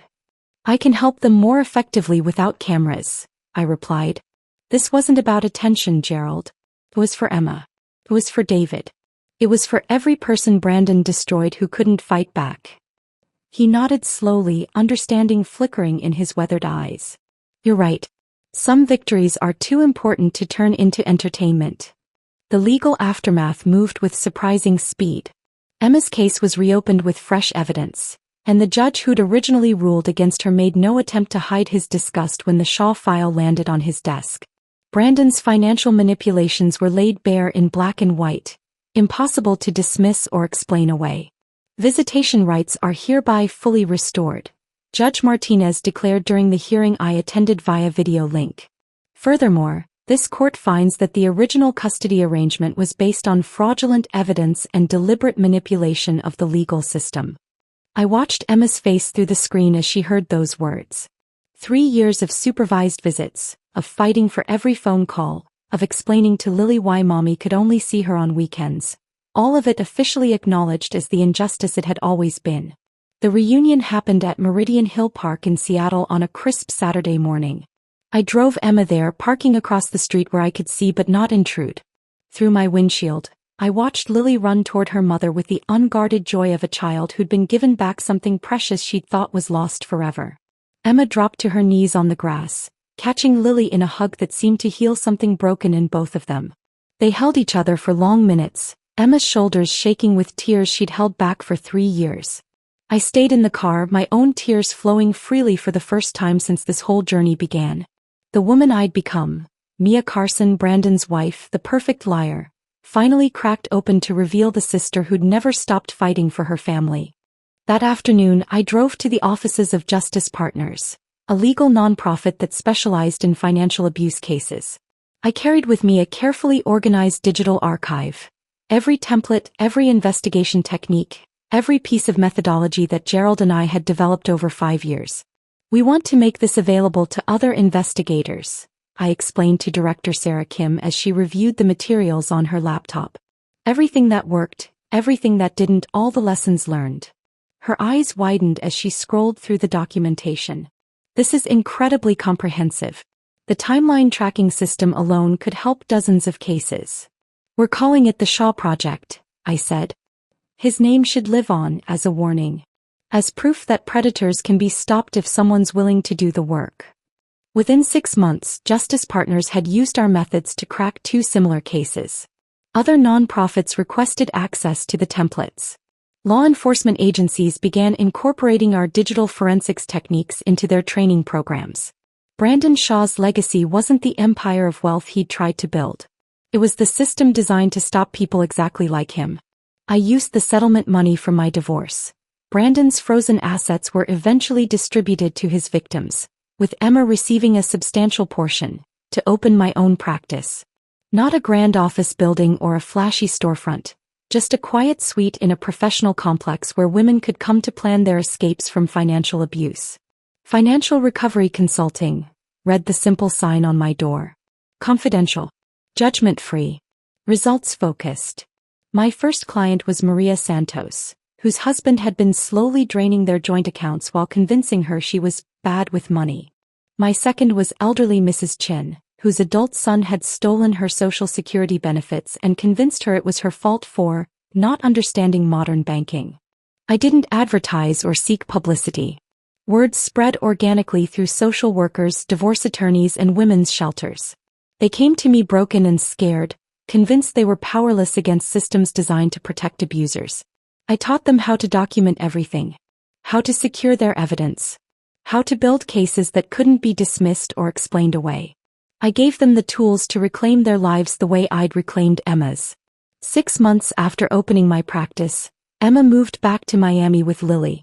They rented a small house near the beach, close enough for regular dinners but far enough to give them space to rebuild their relationship without the weight of my crusade hanging over them.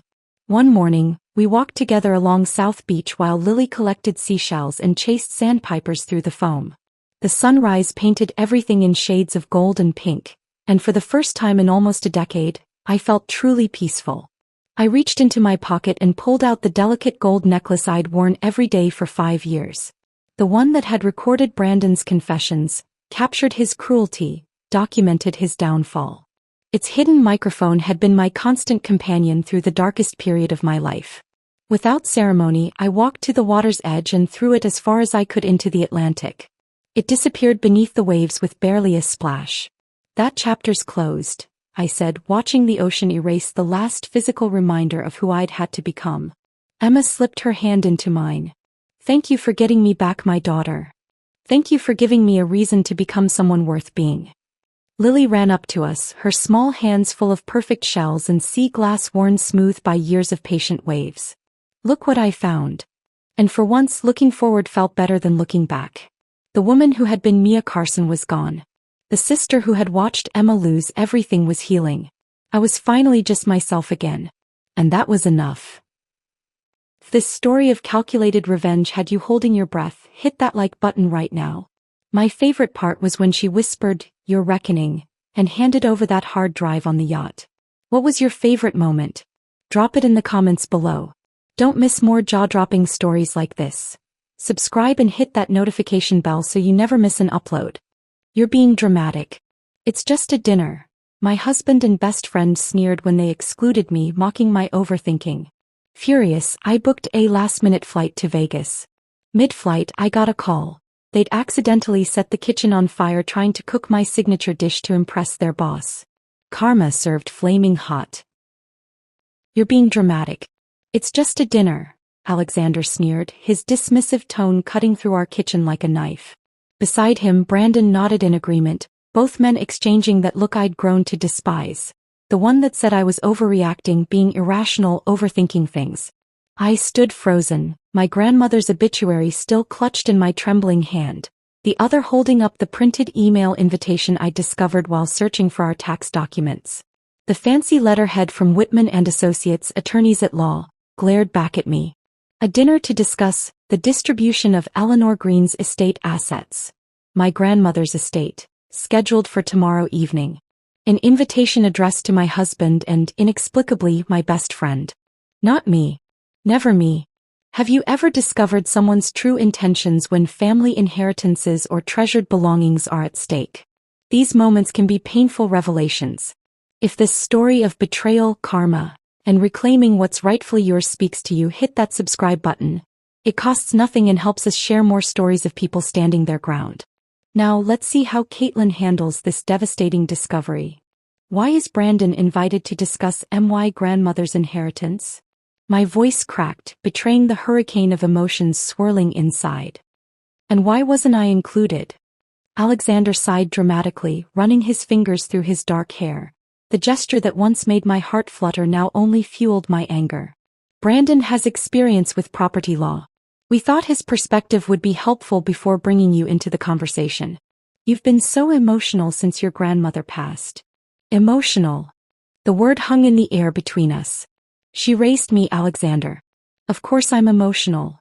The kitchen still smelled faintly of apples and cinnamon. I'd spent yesterday afternoon trying to recreate Grandma Eleanor's famous apple pie. The recipe she'd perfected over 60 years. The one she promised would be mine alone when she passed. The legacy she'd entrusted to me, not my husband and certainly not Brandon. Caitlin, listen. Brandon stepped forward, his practiced lawyer voice smooth as butter. This is precisely why we wanted to handle the preliminary meeting. You're too close to this. The probate attorney just wants to discuss the technical aspects of the inheritance. We're protecting you. My gaze drifted to the kitchen counter where flour still dusted the surface.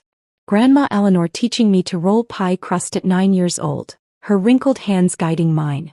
The secret is in the temperature, she'd whisper conspiratorially. Keep everything cold, especially your emotions when family's involved. Protecting me? I echoed, snapping back to the present. By going behind my back? Alexander checked his watch impatiently. We're not going behind your back. We're having dinner with a lawyer to discuss boring legal stuff so you don't have to. Why are you making this into World War III? The memory of Grandma's voice echoed in my mind. Pay attention to how people treat you when they think no one's watching, Katie Cat. That's when their true colors show. This isn't about legal technicalities, I said quietly, moving to the fridge where Grandma's last Christmas card hung, her elegant handwriting a painful reminder of what I'd lost. This is about my family's legacy. The lake house, her recipe books, the stories she wanted preserved. See, this is exactly what I mean, Alexander interrupted, sharing another knowing glance with Brandon. You're getting worked up over recipe books when there's actual valuable property involved. The summer memories flooded back unbidden. Grandma Eleanor and I sitting on the dock at the lake house, fireflies dancing around us as she told stories of her childhood. Family isn't about the things we leave behind, Katie, she'd said, but about the people who understand their value. Brandon cleared his throat. Alexander and I just want to make sure everything's handled properly. The lake house alone could be worth. Stop. My voice hardened. Stop pretending this is about helping me. My grandmother specifically said in her letters that the lake house wasn't to be sold. It's meant to stay in the family. Alexander's face flushed. That's impractical and you know it. We live 4 hours away. We'd never use it enough to justify keeping it. That's what this is really about, isn't it? You two have already decided what happens to my inheritance. I turned away, opening a kitchen drawer and pulling out Grandma's handwritten recipe for her apple pie. The edges were worn soft with use, small butter stains marking the corners. This was her legacy, not something to be divided and sold by men who never understood its worth. Look, I've got a meeting in 20 minutes, Alexander said briskly. Can we table this discussion? The dinner with Mr. Whitman is just preliminary anyway. Brandon nodded. Absolutely. Caitlin, we're doing this for you. Once we understand the legal framework, you'll be fully involved in all decisions. That dismissive tone again. That patronizing glance between them. No, I said, surprising even myself with the firmness in my voice. I won't be tabled like some inconvenient agenda item. This is my grandmother, my inheritance, and you two are deliberately excluding me. For God's sake. Alexander slammed his hand on the counter, making me flinch. You're being ridiculous. It's just a dinner. Something snapped inside me. The grief I'd been carefully managing since Grandma's passing 3 weeks ago combusted with this fresh betrayal. I grabbed my phone, fingers trembling as I opened the travel app one rarely used. What are you doing? Alexander demanded, watching me tap frantically on the screen. Booking a flight, I answered coldly. To Vegas. Vegas? Are you insane? We have responsibilities here. Apparently my main responsibility is to sit quietly while you and Brandon decide what happens to my family legacy. The confirmation popped up on my screen. 1 round-trip ticket to Las Vegas, departing in 4 hours. An impulsive, reckless decision that felt surprisingly right. Brandon stepped forward, conciliatory now that things were escalating. Caitlin, be reasonable. Alexander is just trying to help you avoid unnecessary stress. I laughed bitterly. Unnecessary stress? My grandmother died 3 weeks ago, and now I discover my husband and best friend are secretly meeting with her probate attorney without me. But sure, tell me more about avoiding stress. I moved toward our bedroom, Alexander following closely behind. You can't just run away to Vegas because you're upset about a dinner, he argued as I pulled out my carry-on suitcase. Watch me. I began grabbing clothes. Practical, everyday items, not the fancy outfits Vegas stereotypically demanded. I wasn't going to gamble or party. I was going to breathe, to think, to grieve without the suffocating presence of these 2 men who clearly thought so little of my feelings. This is exactly why we didn't include you in the dinner, Alexander hissed. You're being completely irrational. I paused, Grandma Eleanor's voice once more filling my mind. When someone shows you who they are, Katie Cat, believe them the first time. Looking my husband directly in the eyes, I replied, No, Alexander. This is exactly why you should have included me. Because now you've shown me exactly who you both are. I zipped my suitcase closed with finality, Grandma Eleanor's weathered recipe book tucked safely inside, beside the grief and betrayal that would accompany me to Vegas. The rideshare driver didn't ask questions when he saw my red-rimmed eyes, just quietly loaded my suitcase and drove me to the airport. I was grateful for the silence, using the 40-minute ride to compose myself. Alexander had called 3 times already. I sent each to voicemail, watching the familiar landscape of our suburban neighborhood fade into highway scenery. Denver International Airport buzzed with its usual chaotic energy. Business travelers rushing past, families corralling excited children. I moved through security in a daze, half expecting Alexander to appear and dramatically stop me. He didn't. Once past the TSA checkpoint, I checked my phone again. 5 missed calls now, 2 from Brandon. A text message appeared. This is exactly what I meant about being emotional. Call me when you're thinking rationally. I turned my phone to airplane mode and headed for the gate. That's quite a sigh you've got there, came a voice as I settled into my window seat. Either you're afraid of flying or running from something significant. I turned to find a woman in her 60s with a silver pixie cut and kind eyes studying me. Her navy blazer and simple pearl earrings reminded me so much of Grandma Eleanor that my throat tightened. A bit of both maybe, I admitted, surprised by my own honesty with a stranger. I'm Martha, she offered, extending a hand. And I've got a pretty good radar for people having terrible days. Caitlin, I replied, shaking her hand. And terrible doesn't begin to cover it. Perhaps it was the anonymity of airplane confidences or Martha's grandmotherly demeanor. But somewhere over the Rockies, I found myself telling her everything. Grandma Eleanor's passing, the secret dinner meeting, Alexander and Brandon's dismissive attitudes. Family inheritance. Martha nodded sagely as the flight attendant handed used plastic cups of soda. Nothing reveals people's true characters faster. That's almost exactly what my grandmother used to say. I smiled faintly. Smart woman. I've been a family court judge for 30 years, Martha explained. Seen marriages crumble over less than what you're describing. Does your husband often exclude you from financial decisions? The question hit like a thunderbolt. I thought back to our mortgage refinancing last year, how Alexander had handled everything with Brandon's advice, presenting me with papers to sign without explanation. The investment account he'd opened for us after his promotion. The way financial discussions always seemed to end with him patting my hand and saying, "Don't worry about it, I've got this covered." More than I realized until just now, I admitted quietly. Martha nodded. Your impromptu Vegas trip might be the best decision you've made in a while. Sometimes we need distance to see patterns clearly. As the plane began its descent into Las Vegas, Martha handed me her business card. If you need legal advice when you get home, call my office. First consultations free. The blast of desert heat hit me as I exited McCarran International Airport. Vegas sparkled in the distance, neon lights just beginning to pulse against the darkening sky. I switched my phone off airplane mode and was immediately bombarded with notifications. 7 missed calls, 12 text messages. I scrolled quickly. This is childish, Caitlin. Call me. Alexander is worried sick. Please call one of us. Brandon. I know you're upset, but this is extreme. Mr. Whitman agreed to reschedule. Come home and we'll all meet together. The last one made me laugh bitterly. Now they wanted to include me. I checked into the Oasis Inn, a modest hotel several blocks off the strip. The room was clean but basic. No fancy minibar or plush bathrobes, just a comfortable bed, workable air conditioning and blessed quiet. I kicked off my shoes and lay back on the bed, feeling my shoulders relax for the first time in weeks. My phone buzzed again with another text. I'm sorry if we made you feel excluded. That wasn't our intention. But running away doesn't solve anything. Still no acknowledgement that they were wrong, just carefully worded non-apologies meant to make me feel irrational. I turned off notifications and went to find the hotel bar. The Oasis Lounge was blessedly subdued compared to the casino floors I'd passed on my cab ride.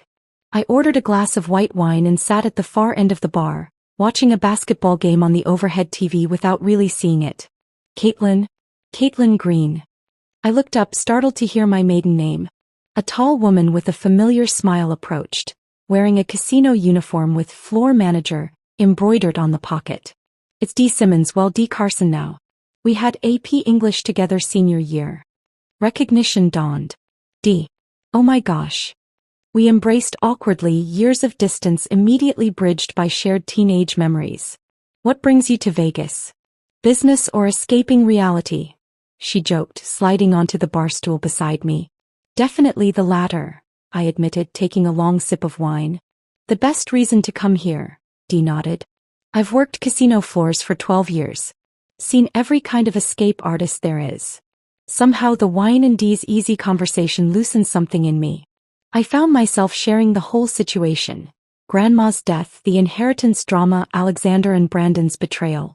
Men and their fragile egos, Dee rolled her eyes. My ex-husband pulled similar stunts. Always knew what was best for me without bothering to ask what I actually wanted. Ex-husband, I repeated, the word feeling strange on my tongue. Best decision I ever made, she said firmly. Took me 3 years to realize I was shrinking myself to make him comfortable. She leaned closer. Whatever you decide about your marriage, don't let them bully you about the inheritance. My grandmother left me her jewelry collection, and my ex tried claiming half of it in the divorce. Stand your ground. After exchanging numbers with promises to catch up properly before I left Vegas, I returned to my room feeling strangely lighter. I called my sister Emma, something I should have done weeks ago. Finally, Emma exclaimed when she answered. I've been trying to reach you for days. Alexander said you were too upset to talk about Grandma's will. What? I sat bolt upright. He told you that? The conversation that followed revealed disturbing new information. Grandma Eleanor had indeed been very specific about certain items in her will. The lake house was explicitly left to Emma and me jointly, not to our spouses. Her collection of first edition books was meant for me alone, given my literature degree. And most importantly, she'd left a separate letter with the attorney explaining her wishes for the family heirlooms. "Did you know Brandon's been helping Alexander research lakefront property values?" Emma asked. "He mentioned it when he called asking about Grandma's property taxes." My suspicions crystallized into certainty. Reaching for my suitcase, I unzipped the side pocket where I'd carefully tucked Grandma Eleanor's recipe book for safekeeping. It wasn't there. I emptied the entire suitcase onto the bed, hands trembling as I searched through every compartment. The recipe book, handwritten pages of family history spanning 3 generations, was gone. In its place was a folded note in Alexander's handwriting. "You'll thank me later for keeping this safe. It's too valuable to risk losing." He'd taken it while I was packing. The one thing I'd wanted to keep close to me during this painful time. My phone rang, Alexander again. This time I answered. "Where is Grandma's recipe book?" I demanded, skipping any greeting. A pause, then, "It's safe at home where it belongs. I was worried you'd lose it on your impulsive trip." "You had no right." "I had every right," he interrupted. "As your husband, I'm protecting our assets." "Our assets? That book was never yours." "Caitlin," his voice shifted to that patronizing tone I'd grown to despise. "This is exactly why Brandon and I need to handle the inheritance matters. You're too emotional to think clearly about what's valuable and what isn't." In that moment, something fundamental shifted inside me. This wasn't just about a dinner or even about the inheritance. This was about respect, autonomy, and being treated as an equal partner. "You know what, Alexander? Keep the book for now," I said with newfound calm. "I'll deal with you when I get back." I hung up, immediately calling Mr. Whitman's office and leaving a message requesting a private appointment upon my return. Then I texted Emma. "We need to talk more about Grandma's will.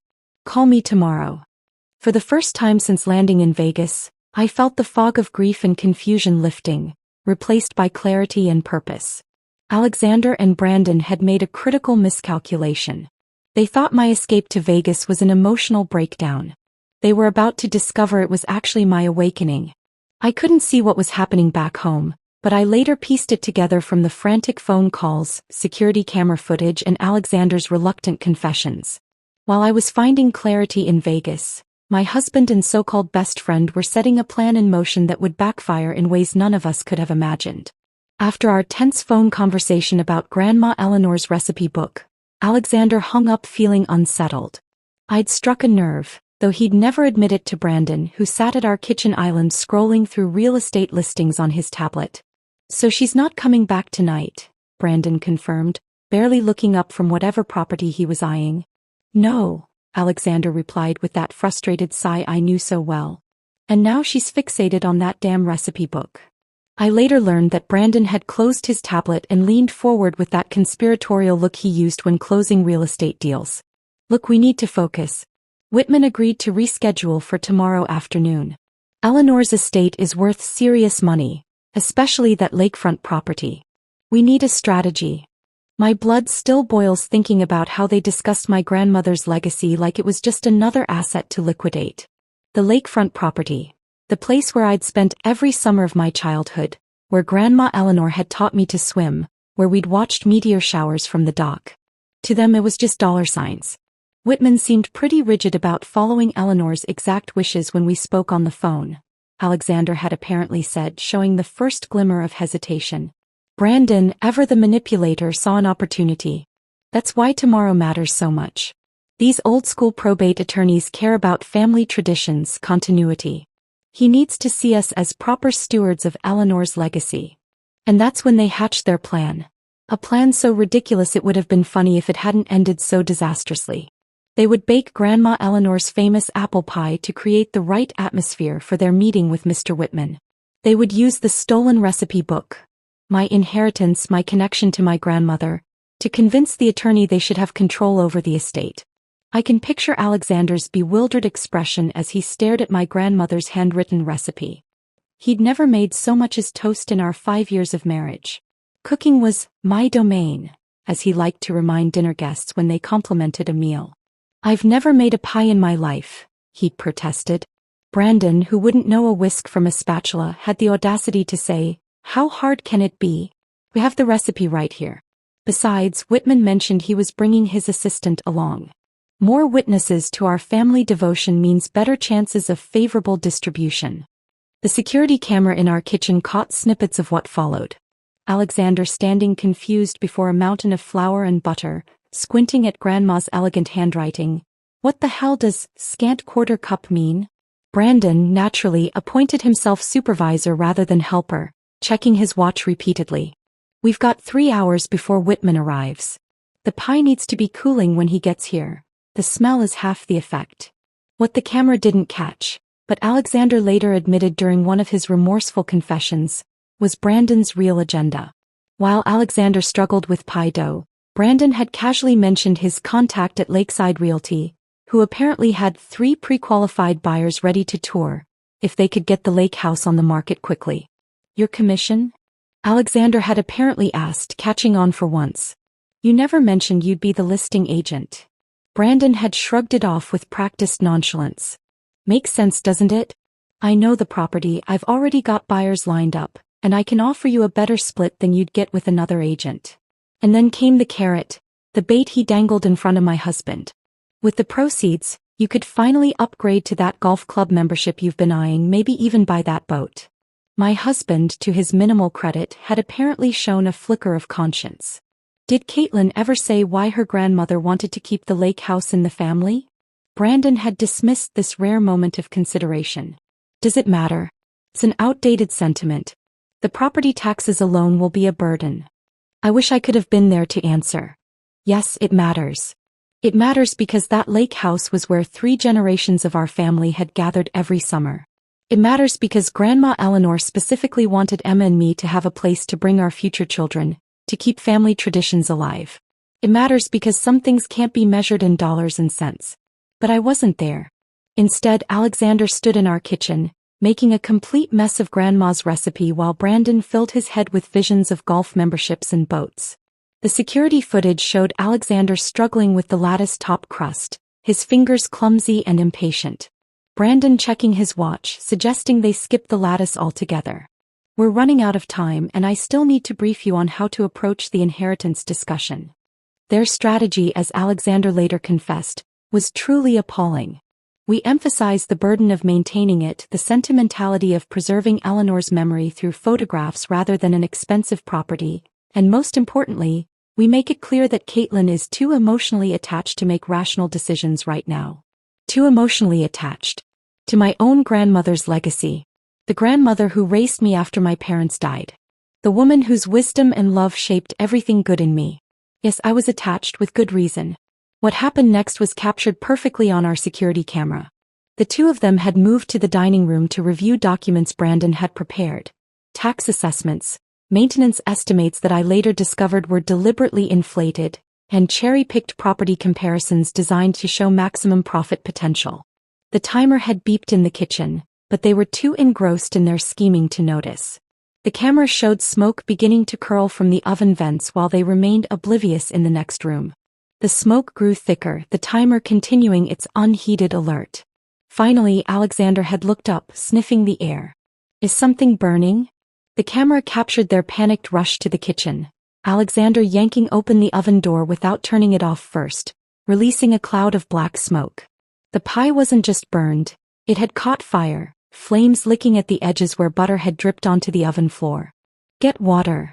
Alexander had shouted, coughing through the smoke. No. Not on an oven fire. Brandon yelled back, but it was too late. Alexander had already thrown a glass of water onto the flaming pie, creating the disaster I would soon learn about thousands of miles away in my quiet Vegas hotel room.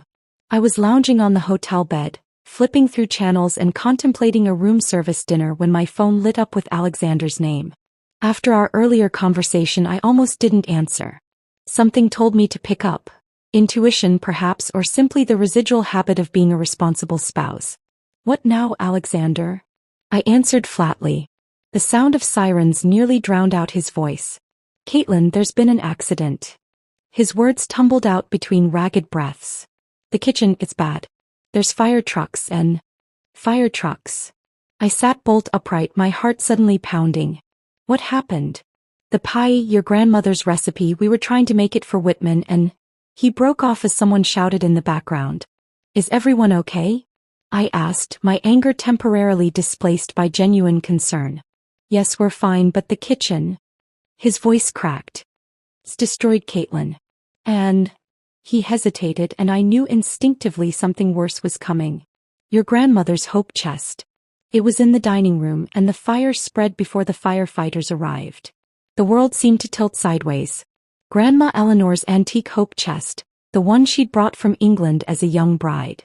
The chest containing generations of family letters, sepia-toned photographs of ancestors I'd never met but whose stories I knew by heart. The handwritten journals chronicling family history back to the 1800s. How bad? I whispered, barely able to force the words out. The firefighters saved most of it, but it's damaged. Smoke and water damage, some charring on the outside. I closed my eyes, trying to process this fresh loss. And the contents? His silence told me everything. How did this happen? I finally asked, surprising myself with how calm I sounded despite the storm raging inside me. Alexander explained haltingly about the pie, the oven fire, how throwing water on it had only made things worse. How they'd been so focused on preparing for Whitman's visit that they'd forgotten about the timer. Wait, I interrupted, a new realization dawning. Whitman was there. During the fire. He arrived just as we were trying to put it out, Alexander admitted. He called 911 while Brandon tried using the fire extinguisher, but it was too small, and the flames had already reached the curtains. I pictured the scene, the dignified probate attorney walking into chaos, witnessing my husband and best friend's incompetence firsthand. Under different circumstances, I might have found it darkly humorous. Mr. Whitman stayed throughout, Alexander continued. He was taking notes. Taking notes. I repeated. About the damage. About the heirlooms affected. He kept mentioning responsible asset management, and asking if we had updated our homeowner's insurance to cover Eleanor's belongings. A strange calm settled over me. Let me talk to him. What? No. Caitlin, there are firefighters still here and... Put him on the phone, Alexander. To my surprise, moments later, Mr. Whitman's crisp, professional voice came through. Mrs. Anderson? This is Jerome Whitman.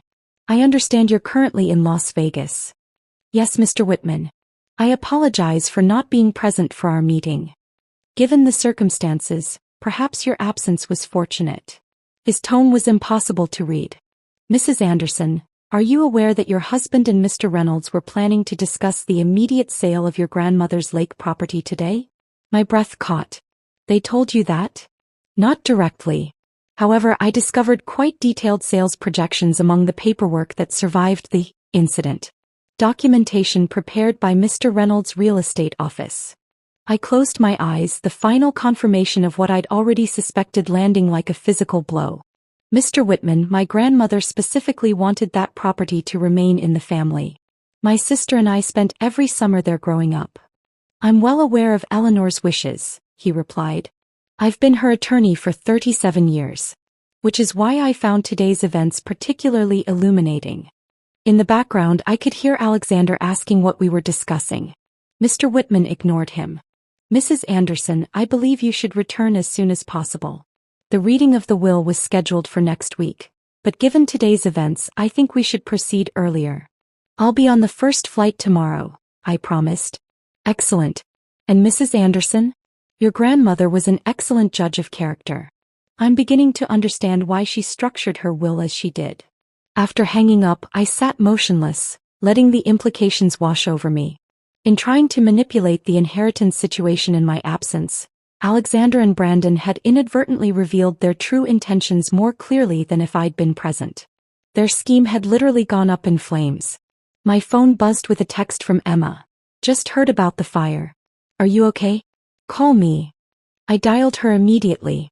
What happened? She demanded. Alexander called in a panic, asking if I knew when you'd be back.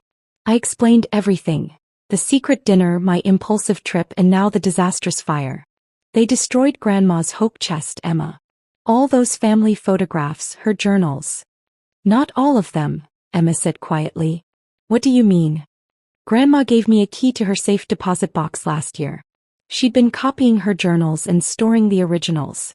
Said she didn't trust leaving history in one basket. The hope chest held the copies, Katie. Relief washed over me so intensely I felt dizzy.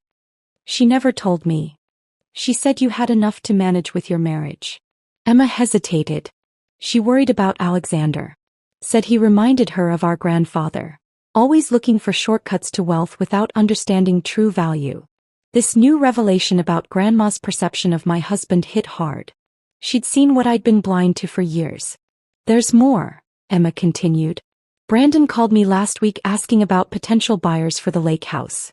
Said you and Alexander were considering selling since it would be too painful for you to visit after Grandma's passing. White-hot anger flashed through me. He was laying groundwork. Setting things up so selling seemed like my idea. That's not all. I checked with Grandma's neighbors at the lake. Brandon's shown the property twice already. Told them he was doing a market evaluation at your request. I thought of Martha, the judge I'd met on the plane, warning me about inheritance bringing out people's true characters. How right she'd been. My phone buzzed with another call, Alexander again. I ignored it. What are you going to do? Emma asked. I looked around the modest hotel room that had become an unexpected sanctuary, a place where clarity had finally found me. I'm coming home tomorrow. Not for Alexander but for Grandma. For her legacy. And then I stop being the woman who gets excluded from decisions about her own life. My voice strengthened with each word. The fire showed their true intentions, Emma. They thought my absence gave them freedom to act. Instead, it exposed exactly who they are. After hanging up, I opened my laptop and booked the earliest flight back to Denver. Then I emailed Martha, the judge from the plane, accepting her offer of a legal consultation. The irony wasn't lost on me. In trying to exclude me from decisions about my inheritance, Alexander and Brandon had done exactly what grandmother had predicted. They'd shown their true colors when they thought no one was watching. Their attempt to impress a probate attorney with superficial family traditions had instead revealed their complete lack of respect for those very traditions. Sometimes I realized you have to leave to see clearly what you've been living with all along. The return flight to Denver felt entirely different from my escape to Vegas just days earlier. That journey had been fueled by raw emotion. Hurt, anger, betrayal. This return was marked by a calm determination that settled over me like a protective cloak. The middle-aged businessman beside me asked if I was heading home or leaving, and I found myself considering the question more deeply than he intended. Both, I think, I finally answered, offering no further explanation. Cloud shadows danced across the Rocky Mountains below us, creating a patchwork of light and darkness that mirrored my thoughts. I thought about the photographs in Grandma Eleanor's hope chest, some salvageable, others lost forever. Relationships could be like that too, I realized. Some could be preserved despite damage, while others were simply beyond repair. The plane touched down with a gentle bump, bringing me back to the reality awaiting me. I hadn't told Alexander exactly when I was arriving. This homecoming would be on my terms. Emma met me at the airport, her hug fierce and protective. Are you ready for this? She asked, studying my face. I've never been more ready for anything, I replied, surprised by how true it felt. The drive to my neighborhood was filled with updates. The fire department had declared the kitchen a total loss but had managed to contain the damage to that room and part of the dining room. The insurance adjusters had already been by. Alexander had been calling Emma repeatedly, asking when I'd return. And Brandon? I asked. Suspiciously quiet, Emma replied. Though his real estate listings now include a coming-soon lakefront property with our grandmother's address. My hands curled into fists before consciously relaxing them. He's getting ahead of himself. As Emma turned onto my street, the acrid smell of smoke greeted us before we even reached the house. Yellow caution tape cordoned off the kitchen door, and a restoration company van sat in the driveway. Alexander rushed out when he heard the car, his expression a careful mix of relief and contrition. Caitlin, thank God you're back. I nodded curtly, moving past him into the house without accepting his attempted embrace. The smell was worse inside, smoke and chemical flame retardants creating a nauseating combination. Plastic sheeting separated the kitchen from the rest of the house, but I could see the destruction through the translucent barrier, blackened cabinets, melted appliances and water damage streaking what remained of the walls. The recipe book, I said, my voice steady. Where is it? Alexander hesitated before leading me to the dining room. On the table lay Grandma Eleanor's recipe book, its leather cover charred at the edges, water stains blooming across many pages. Gingerly, I opened it, fanning through the sodden pages until I found what I was looking for. The apple pie recipe that had started this whole mess. The page was singed around the edges, but remarkably at the bottom, Grandma Eleanor's personal note remained legible. For Caitlin, who understands that recipes, like legacies, aren't about ingredients but about the love we stir into them. My fingers traced her handwriting as something shifted inside me. A letting go of anger replaced by resolve. Mr. Whitman is meeting us at his office at 3, Emma said softly from behind me. Alexander's head snapped up. Us? I thought. Emma and I clarified. He specifically requested we come alone. But I'm your husband, Alexander protested. This affects me too. Does it? I asked, looking at him directly. Or does it affect your plans with Brandon? He had the decency to look away, guilt flashing across his face. Caitlin, about that. Save it, I interrupted. We'll talk after I've met with Mr. Whitman. The elegant offices of Whitman and Associates provided a stark contrast to the chaos of my smoke-damaged home. Mr. Whitman, a dignified man in his 70s with silver hair and penetrating blue eyes, greeted Emma and me with formal courtesy. Mrs. Anderson, Miss Green, he nodded, gesturing to the chairs before his immaculate desk. Thank you for coming on such short notice. Thank you for rearranging your schedule, I replied, settling into the leather chair. Some circumstances warrant immediate attention, he said, opening a file with my grandmother's name embossed on the cover. I've been Eleanor's attorney and friend for nearly 4 decades. She was a remarkable woman with exceptional foresight. She could see through people, Emma agreed. Indeed. Mr. Whitman steepled his fingers. Which brings us to the matter at hand. Yesterday's incident raised significant concerns about the administration of Eleanor's estate, particularly regarding the Lake House property. I nodded, waiting for him to continue. Eleanor was quite specific in her instructions. The lake house is to be jointly owned by you and your sister, with explicit instructions that it not be sold for at least 10 years after her passing. He looked up. She wanted to ensure her great-grandchildren would know the place that meant so much to her family. No great-grandchildren yet, Emma said softly. Eleanor was patient. Mr. Whitman's lips curved slightly. Now, given yesterday's events and the documentation I observed regarding premature sales plans, I must ask, do you have concerns about your husband's intentions regarding this inheritance? The question hung in the air, demanding honesty. Yes, I finally said. I believe Alexander and my former friend Brandon planned to pressure me into selling against my grandmother's wishes. Mr. Whitman nodded, unsurprised. Eleanor anticipated such a possibility. He turned a page in the file, revealing a document I hadn't seen before. This addendum to her will, signed 6 months ago, stipulates that should there be any attempt to circumvent her wishes regarding the lake property, full ownership would revert solely to you, Mrs. Anderson, with your sister as secondary beneficiary. My breath caught. She knew. Eleanor noticed dynamics in your marriage that concerned her, Mr. Whitman said carefully. The last time she visited, she mentioned adding this clause as a safety net, as she called it.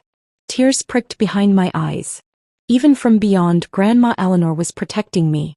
There's more, Mr. Whitman continued, turning another page. The collection of family heirlooms, including the recipe books, hope chest, and jewelry, were never intended for joint marital ownership. They were bequeathed to you personally, outside of any marital property considerations. Emma reached over, squeezing my hand. She wanted you to have security and autonomy, Mrs. Anderson, Mr. Whitman said gently. Now it's up to you to decide what to do with it. The drive home was quiet, my mind sorting through implications and decisions. When we arrived, Alexander was waiting anxiously in the living room, pacing. What happened? He demanded. What did Whitman say? I set my purse down calmly. He clarified Grandma's wishes. The lake house stays in the family, no selling. The heirlooms are mine alone, legally separate from marital property. Alexander's face flushed. That's ridiculous. As your husband. As my husband, I cut him off. You conspired with Brandon to sell property that was precious to me, lied about meetings, stole my grandmother's recipe book, and then managed to burn down our kitchen trying to manipulate a probate attorney. His mouth opened and closed, no defense forthcoming. I'll be staying at the lake house for a while, I continued. Emma's driving me up tomorrow. I need space to think about what happens next for us. Caitlin, please, Alexander's voice cracked. It was Brandon's idea. He pushed for selling. And you went along with it, I finished for him. That's the problem, Alexander. You were willing to discard something precious to me for a boat and a golf membership. I moved to the stairs, then paused, turning back. Grandma Eleanor used to say that when life goes up in flames, you can either stare at the ashes or use them to fertilize something new. I picked up the charred recipe book from the table. I'm choosing the latter. As Emma and I drove toward the lake house the next morning, the rising sun painted the horizon with possibilities. The recipe book sat in my lap, damaged but not destroyed. Like me, some inheritances come in the form of property and heirlooms. Others come as lessons and clarity. Grandma Eleanor had given me both.